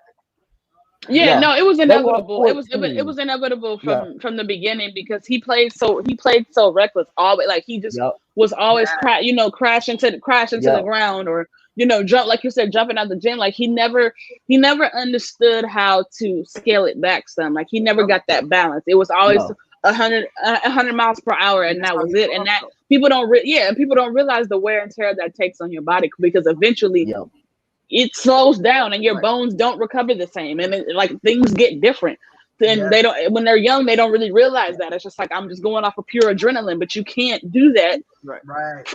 if you want to have a long lasting career like The you got difference to you know to what I'm me- saying you got to Yep. spread it out. Right. The difference to me though is Derrick's body wasn't built to be as good as he was. It just wasn't. He was a True. little undersized. Mhm. Where Ja, I'm a little bit more Mhm. confident, and maybe this isn't going to work out because he does have a bigger build. He is a little bit more physically fit than Derrick was. Derrick Mhm. it was kind of a weird situation where if Derrick was unproportioned or if he worked his legs out too much, his game just felt altered. And that's he talks about it time and time again in his book. It's a great book. Mhm. I'll show you. It's an amazing read. He Yeah, I talks want to read it. yeah, it's really good. But he definitely gets into that and talks about his build and how he thinks it's going to be different. With Ja, it's the same situation though, where it's like I need you to be more controlled in what you're doing. You have all the power in the world, Mhm. just control it. Yeah, that's the best word, Mike. That's the best Yeah, and word. that's the thing. Like, look, I like John Morant. I do. I think he's a hell of a talent. And again, this is coming from a guy who originally I didn't really believe in him. I thought Zion was that guy. Come I on, now. didn't. I'm not even gonna lie. I Who's didn't right? believe Talk Zion to me, was that Todd. guy. Who's right? Mike was right. I saw it. Hey, I had Ja I knew Morant. Ja was I gonna be had the Ja one. Morant as the rookie of the year from day one. I mean, I saw this dude at Murray State, Dominic Marquette in that Yeah. in that NCAA tournament. That's I what knew did he was that's the what real did deal. Yeah. That dude was the real deal, man. Yeah, That that's dude was the real because deal. when he did at Marquette, that's kind of what made a lot of people say, "Well, hold on, are we sure Zion is the number one guy?" And that's when I said he's not. It's Ja. Right. And John Morant. The only look, I don't like John Morant doing all the explosiveness. I don't. And the reason I don't like it is because unfortunately that's his game. That's all he has. Because that's all he's really played like. Like Right. that I whole think thing. he's Like, a pretty good shooter though. He's no. relatively. I'm not saying he's not. What I'm saying is the way he's a much plays. improved shooter for sure. Yeah, but he plays like Giannis. He plays like he doesn't have a jump He shot. is though. He is years beyond where Derrick Rose was at No, this of point. course, For sure. Of course. Yeah. But For again, sure. The concern I have is the fact that you have a jump shot and you're not using it. Right. You know what I mean? Yeah, there's yeah. times that they'll leave him wide open, and instead of And it's him like, taking yeah. that shot, he'll drive. And I just don't like that. I don't, because it's like, no, you're not a Ben Simmons. You have a jump shot. Like, and it's not a jump shot that looks, awkward. Like, in terms of it looks smooth. Like, and when he does do it, he can make it. So it's like, bro, if you want to drive, fine. Hit some shots, lure them out, then drive. It's just, I think, very scary for me. But I'm with you guys. They need to be, I'm telling you right now, they need to be as cautious as possible. I'm talking about to the point you're borderline baby in this kid. Yeah. Because this kid isn't just a cornerstone. He is a budding superstar that will be a face not just of your team, but one of the faces of the league. Right. or the city of that city. Think about Memphis as a city. Like they're kind of like a smaller Philly in the sense is that their players kind of take on that attitude of the city. So he could really like. I mean, did you guys see his commercial that he just released? He just released a commercial, I did. The Nike one? a Nike commercial, and I thought that was so perfect for like the kind of player he is, his personality, and just everything that he's about. Because I can only imagine like how like did you saw it, Mike? So you know what I'm saying, like how people, you know what I'm saying, how people. I did see it, and I saw it after he got hurt. And in the commercial, he says, "I'm not leaving the court," and I was like, "You left the court." But it was just like like, it was like people asking him all these questions throughout, like who said you can't, da da da. Like it was just like you have to see it, Pride, and like it's actually it's good. Really it's like who says you can't, but and then all the comments are like your knee says you can't, and I was like. Yeah, that's kind of messed up. But no, what I think in the end, and just the comparison that I'll make, and just follow me here for a second, is that I need for Ja to be more like along the lines of a Steph, and I don't mean by like shooting wise. I don't mean like because Steph Curry is gonna be in another galaxy. Yeah, it's the selection, it's the awareness, it's the picking and choosing my spots, because that's the underrated part about Steph's game that people don't talk about enough, is that he knows when to pick and choose. He knows when to, I can attack off the basket, I can post up, I can, I can set this screen, curl around and hit a three from here. I can get a mid-range. I can set Draymond up for this, or Wiggins for this, or I can, dish it to Jordan Poole or this, that. We're low-key messing up. We are low-key messing up. Why? And we just compared him to Steph Curry. No, we didn't. No, I'm not. No. Just take this ride with me. Take this ride with me. Just take this ride with me. I don't want to take this ride. In terms of like the selection, right? Like the IQ portion of it, right? Mm-hmm. We're forgetting this kid is 22 and this is only his third year in the league. No, I get what you're saying, but what I'm saying is I'm not comparing him. I'm just saying I want him to take on the attitude of, you know what I'm saying, picking it, and which you're also right as too. He is hella young, and this is on his third year, and Steph didn't really get that until about season 4 or season 5. Where it started to like. My thing was when you look at him coming into the league versus Derek. He is miles ahead of Derek just because the 3-point ball has changed so much. And back then, it wasn't a big deal. Derek I'm gonna keep it a buck with you. Dare I say, I think he penetrates better than Derek. Yeah, I would say so. I think because he has that better size. Yeah, that's what I was gonna say. He's bigger than D Rose too. Right. But he also is I think he's caught at least as far as the driving aspect, he's caught more of the picking and choosing of when like pretty much like how to go about getting into the lane. D Rose was just kind of like he forced head down. It was like head down 100 miles per hour. I have to make something out of nothing. Ja is more like, okay, I'm gonna see how the play kind of unfolds. Okay, I can hesitate here and then I can go. Or I can cross over and then I can go. Or I can spin move and then I can, like, you know what I'm saying? Like Derrick Rose was more so like, I'm just gonna make something happen. Like I'm gonna just figure something out. When I get in the air, we'll figure it out there. Like you know what I'm saying? That's actually the best way, because D Rose was like that. He's kind of like, he was in every way. Now whatever happens. It's gonna happen, and I'm just gonna make something out of nothing. So I will say that, but the Grizzlies should be worried. They should be concerned, and I think we all agree they definitely need to be patient. They have to be cautious. Yeah, you guys are not in a win now mode, so it's not like you have to force it. Yeah, like, you know what I mean? Like I don't think they're close. They still got a couple pieces to add. I'll say it again. Make them a threat. Like they're contending. That's how I feel. I'm gonna tell you this right now. I'm gonna tell you this. That's not bad. That's not bad. People been poo-pooing on him. Bagley, Brooks, and Ja and Steven Adams do they thing. And imagine Marvin Bagley at the 4.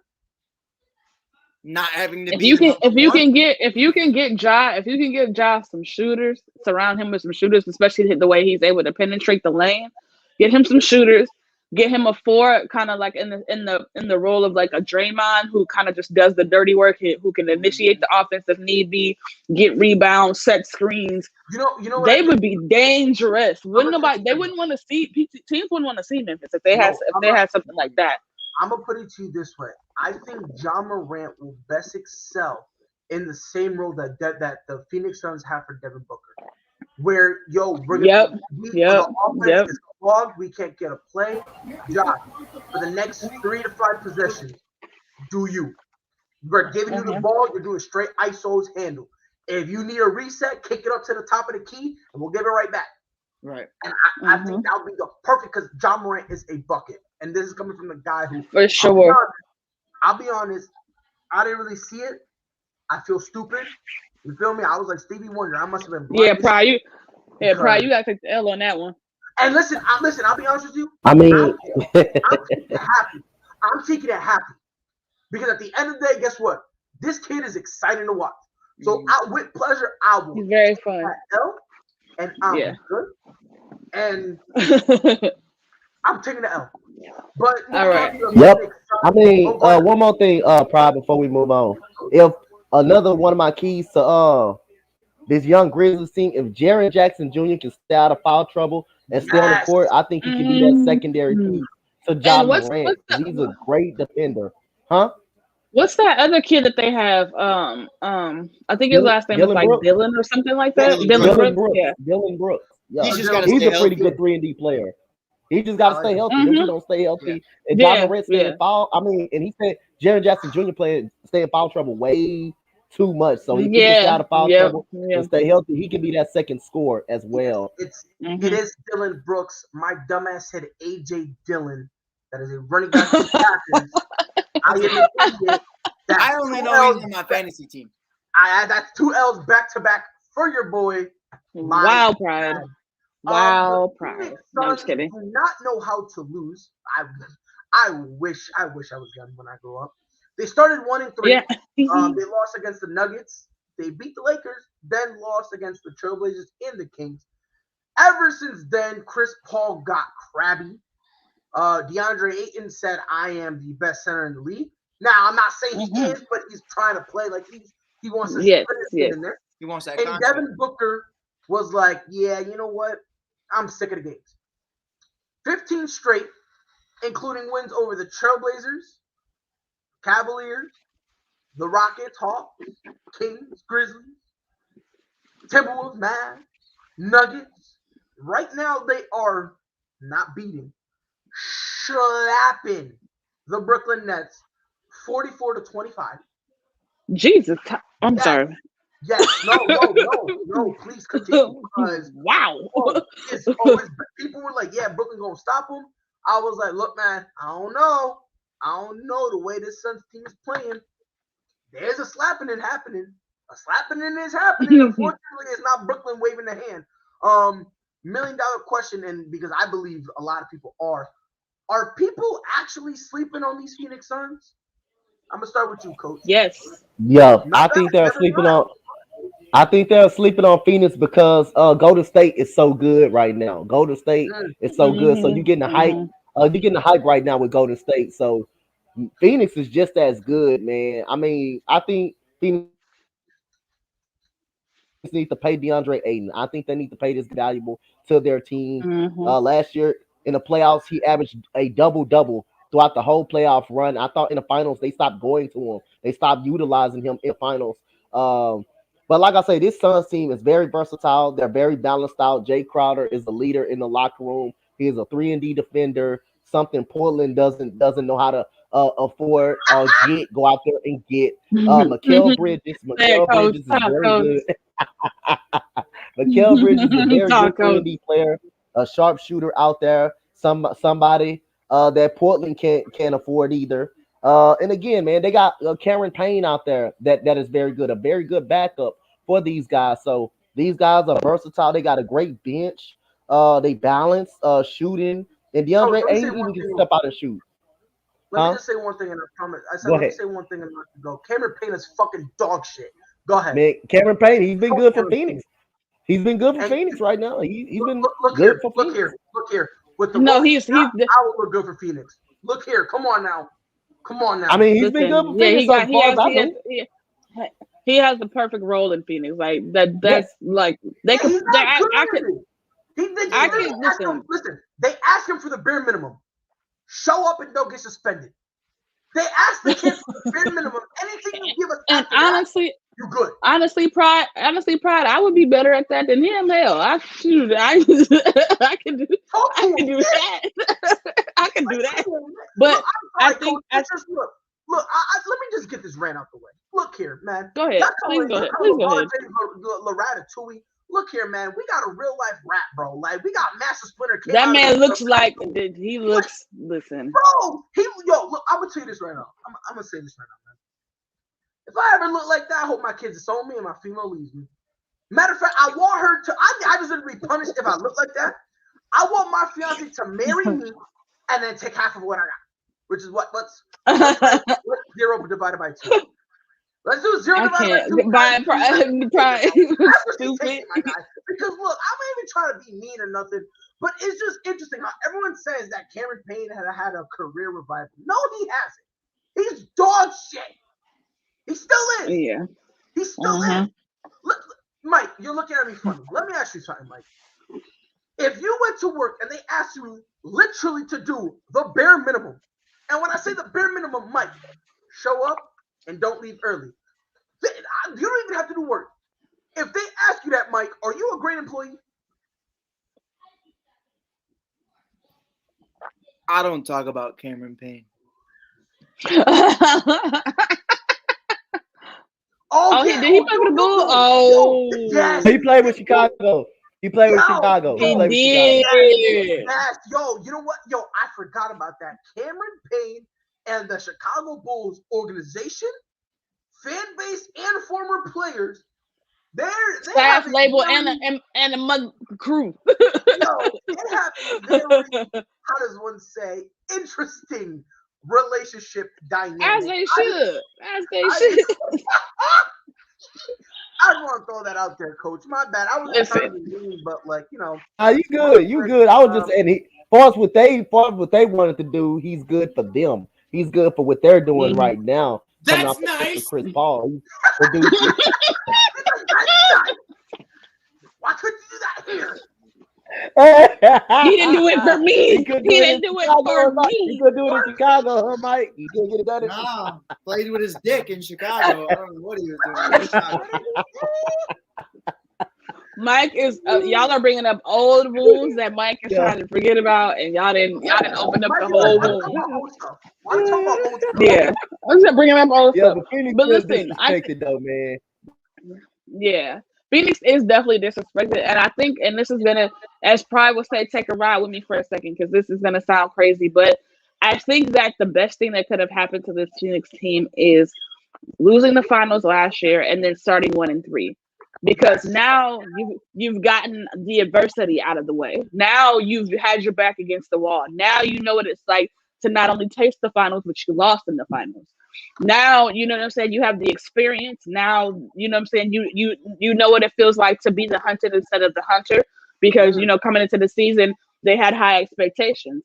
And so I feel like they kind of waltzed in there and thought they were the Phoenix, people want to take them as the Phoenix Suns of old, and just kind of like they were relaxed. And so they once they saw that teams were going to give them their best shot every night, they've been on a run and been on a run ever since.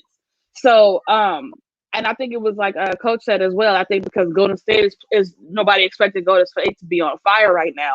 It's why people aren't giving Phoenix the same love that they would have been getting if you know, Golden State wasn't 17-2 and Steph Curry wasn't scoring 60 points, damn near 60 points every night. So I do think that they're being slept on, but I think that that's ultimately going to be a good thing for them, because they're still kind of playing under the radar a little bit, but they're getting that team chemistry. They're getting, like I said, that adversity. They're playing at a high level. They're clicking on all cylinders. The team chemistry is perfect right now, and everybody knows their role, and everybody is perfecting that role as far as what their team. I do want to see them, because I believe they play Golden State on Tuesday. I want to see how they respond in that game before I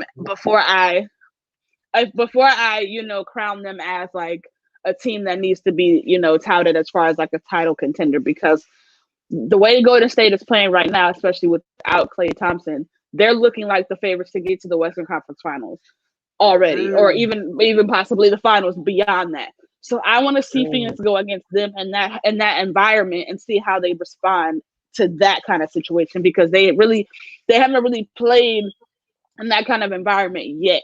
You know what I'm saying? Like it's been, they've had, they've played against good teams, but this is different because Golden State is on fire right now.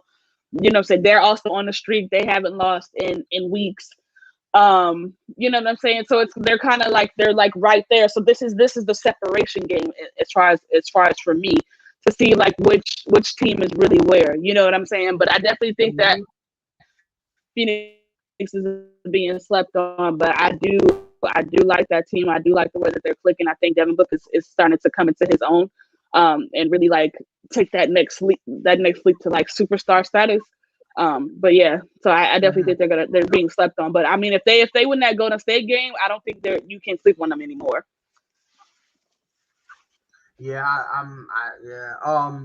Coach Shorty went, right? I bet. Yeah, Coach went first. I agree with Alana.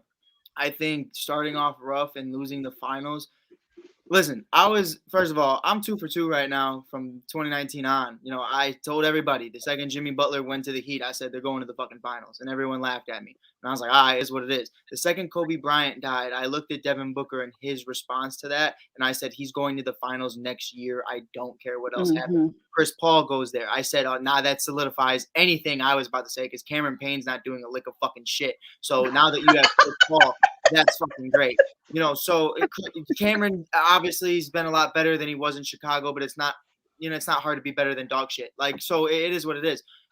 But for me, I'm looking at it like that, and you lose that finals, and I said they were going to go there. I didn't say they were going to win it. And the reason I said that is I don't like the way Chris Paul handled himself and that locker room once they got to the finals. Chris Paul was a fan, as well as everyone in Phoenix. With Jay, Chris Paul was on a fucking limo just partying, and everyone was celebrating winning the Western Conference Finals, and they were doing their thing while Giannis left.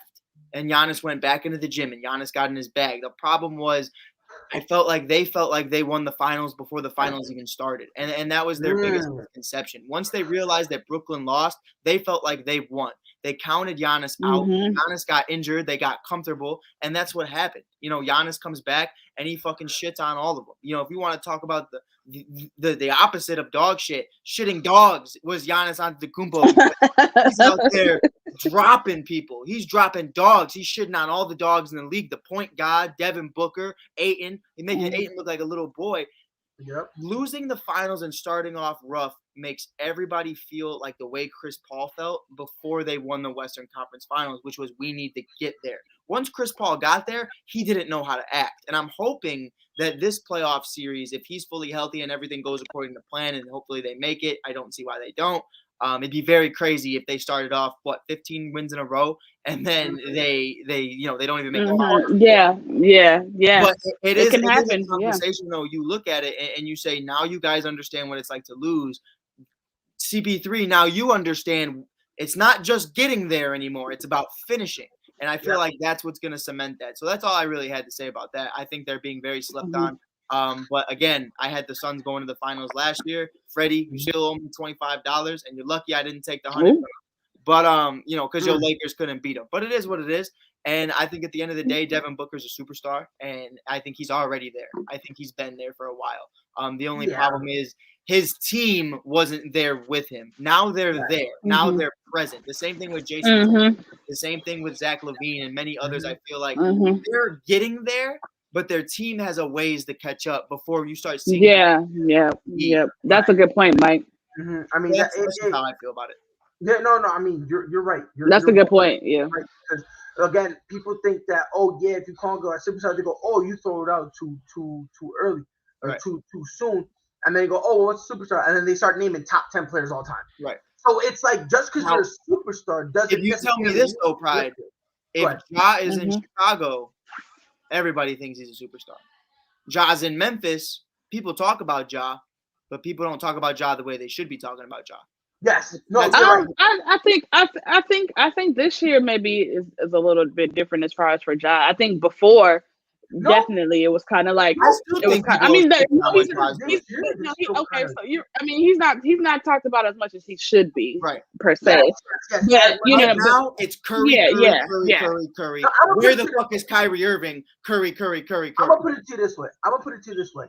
They're talking about Zion more than him, Right. and Zion, he just recently got cleared Right, to Zion and practice, Curry are and he's still not even. He's still a long way Zion from- is at the house eating gumbo right now. Like and he's they're- eating and gumbo they're right talking now. about- yeah, and He's they're eating talking it right now. about, yeah, they're talking about how him coming back. Wrong how for he's that. gonna be, all No, this I'm stuff. just saying. I'm Wrong just for that. saying.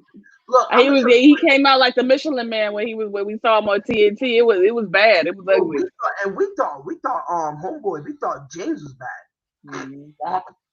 James looked way James, better I mean, than- man, listen. At least James is still playing his game. At least like Zion, it's like we don't. I mean, we haven't really seen Zion play this year, so we don't know. But it's like, no, he hasn't played. what is his injury? So it was a foot fracture.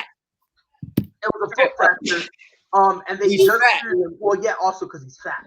That too They as just well. cleared him for practice, so he can use a full participant in practice. He's kind of in the same bubble where Clay is. You can practice. Mm. But Right, you right. have more time to Can get I just say something though? Got you. It's gonna be And it's disrespectful. And I don't like saying it when women are present, and a lot of you got mad love for you. But I'm gonna say it real talk. it's all good, bro. If you are a grown man and I watch you go in for a dunk, and I see your titties slap you in your face, you gotta lose some weight, big dog. So you definitely I've don't been want to play seeing ball with me. Zion. I don't take that. crazy. I don't take that as offense at all because I just don't like there's my sports- mama taught me not to talk to women, say things like that in front of women. I'm just saying. It's all good. I'm just saying. Listen, I they watched got- this By man the get a way, concussion from just his real own quick, boob slapping him in the chin. If Zion needs some sports bras, I know a great company that can get him some good ones. Athletics, my Support- boy. So real quick before Okay. I forget, the Minnesota Timberwolves just beat the Philadelphia 76ers I told with y'all they Joel real. Embiid back. They real. So Mm. Chuck, yuck. Look, I mean, Phillies have been staying afloat without Ben Simmons. Like they've Bro, I've been said it time and time again, bro. Minnesota, and we can talk about it next week. Minnesota is real. I think they're legit. I really do. I'm so serious, bro, and I'm not doing this to mock you. They're a sleeper. I'm telling you. Like I've been With D'Angelo Russell healthy. Hey, They're Anthony legit. Anthony Edwards. Mhm. Anthony Edwards is the truth. He's the real deal. They have a big the real three in deal, the bro. making. yes. And Anthony Edwards is the real deal, He's the holy real deal. deal. That Mhm. that Real young deal, man, dude. his And he game don't is even like exceptional. hooping like that. Imagine if he loved hooping. He's like, yeah, His this is game- Hey, I'm cool. telling you, that dude in Georgia He looked carried that Georgia. man. He carried that Georgia program, dude. He carried that Georgia program. I Oh, knew they've he been on was it, good. like, When you can carry ever. Never, a program like never. that, and it had nobody else on beside you that can put up numbers like you. That's special. I mean, he carried Georgia, And he definitely looks- carried Georgia. He looks so. What I love about him the most is that when he's out there on the court, he looks so comfortable. Like there's never a point in the game where he's like timid or nervous or trying to figure it out or kind of baby stepping. Like he's like it's like he's been there for years. That's what it feels like watching him. Whenever there's a situation where there's like a critical play being made, they put the ball in his hands, and He delivers. Oh, not rookie. I'm sorry. You being only your second year. Second year, yeah. Like D'Angelo Russell, who's a very selfish player who loves taking the last shot and saying, screaming, ice in my veins. When you have him giving you the ball, you're on the right track. You're going somewhere. When you have a selfish guy willing to give you the ball And when Carl Anthony Towns actually likes you, that part too. I'm saying, And he ain't scared of nothing or nobody either. He don't care. Look, He ain't scared of nothing or nobody. Hey, and they got a couple of defensive dogs on their team. If you watch Minnesota, a Kogi, and Malik Beasley. Malik Beasley was the truth. He was the truth last year when he came over in that trade. Averaged 20 points a game. He just didn't get no playing time against Denver. He just didn't get opportunity in Denver. Right. Nope. And they got they also got the poodle described as a pit bull, Patrick Beverly. Yeah. But you know they got him too. People forget about over Jarrett there. Culver. If Jarrett Culver can figure Over it there. out, I think they're set. Jarrett Culver with Memphis. He Yeah. with Memphis now. I think he got traded. Oh, he got is? traded in the deal. Oh yeah, he got traded. traded. He got did packaged get in the traded. deal. He got traded. Yup. Look, I'm gonna Damn, say this Jarrett. about the Suns, so that way we can wrap it up because we about to be going on 2 hours. Gotta catch But that it's Bulls game. wait a minute. It's 90-72 in this Nets and Suns game. Yes. It's Yes. ugly. Yes, Ooh, it's not. ugly. Yeah, no, it's not even close. Wait, we said It's 90 to ugly. 72? Yeah, 90-72. In what I game? just looked at my the Nets and Suns. I just looked at my ESPN app. Shorty, it's 51-35. It's at the end of the third.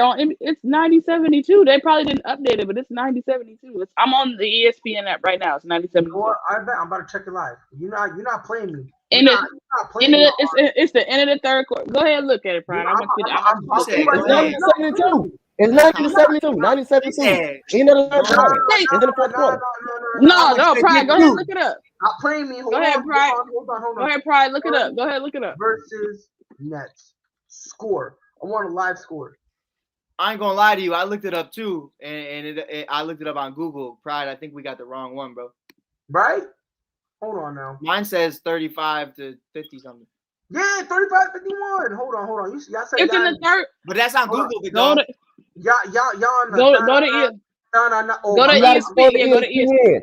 ESPN. What was the price? What was the price? Mike, go What on was the price? ESPN, Mike, go What was on the price? ESPN, Mike. What was the Go price? on What was ESPN, it? Mike. My bad, sis.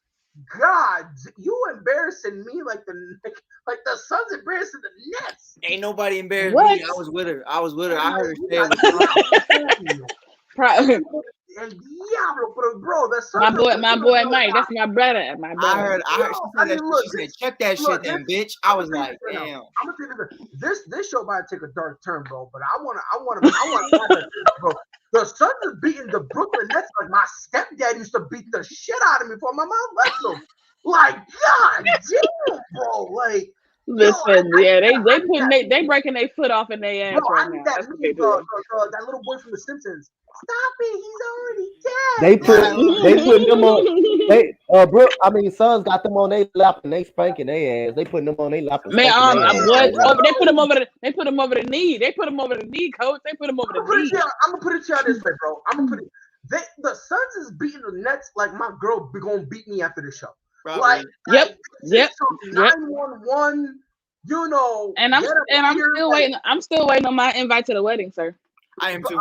I threw the open invite. Hold on. Wait for it. Hold on. I got time for y'all. Whistle. No. I threw the invite out. No, you did. I just There was no address. Yeah, we didn't get no address just in the said mail. show We up. didn't get no postcard. We didn't get no postcard. We don't know where we showing up to. So let me give y'all an update. So me and my girl, we spoke, and she was like, "I want to move to Florida." I was like, "Okay, we gonna need to have this conversation because at this point, I don't care what you want. I'm gonna need you to let me know what you want, so that way we can. So you can do it. Yeah, because I'm like, exactly. Listen, man, her uncle, he bought a house, right? I'm so jealous. Mm-hmm. Yo, that house, bro, it's in a subdivision. It got a beautiful yard. It's bro, fam. He lived by the fancy people. Bro, he lived by the white people, bro. That's what I mean, the fancy people. And when I say white people, I'm talking about the white people that got it. Like, yes, like yes. You talk about the people that drive up to their house with a golf cart. I'm gonna put it to you this way. He lives around. They just drive on acres of land. I'm gonna put it to you this way. We got a golf cart. It's just stolen. Yeah, her uncle. He said just stolen. Her uncle lives where like the people they call a Dodge Charger a beat up. Like, you know when you go get a beater for a car? Like wait. So when you like, I'm gonna leave this out of being mad. So they don't have, like, you know what I'm saying? So they call Hellcats like beat up cars, like the Hellcat. That's an in between car. And then wow. That's where he lives. That's where he lived. So we went to his house, right? He showed me his house, but I was so jealous, bro. Like he was like, "Yo, come on, let me show you it." He showed. We went on. Yeah. And he showed it. I went. It was me, my girl, our daughter, her mom, and her grandmother. We went and saw the house. I was like, "Oh my god, it was beautiful! It was so banging." Beautiful, right? So I was like, "All right." As soon as we got in the car, I was like, "Babe, we gotta have a conversation." She was like, "What?" I was like, "Look, man, you gotta look that house, man. Listen, I'm gonna say this right now, bro. That house, fam, that house just made me be like, bro, I want to go back to my olden ways and start, doing some activities, and you know what I mean. I ain't gonna switch myself out. Was the echoes in the house calling you broke? You know when I realized I was broke, sis? You want to know why I realized I was broke? He opened the door from this kitchen. He opened the door to go to the garage.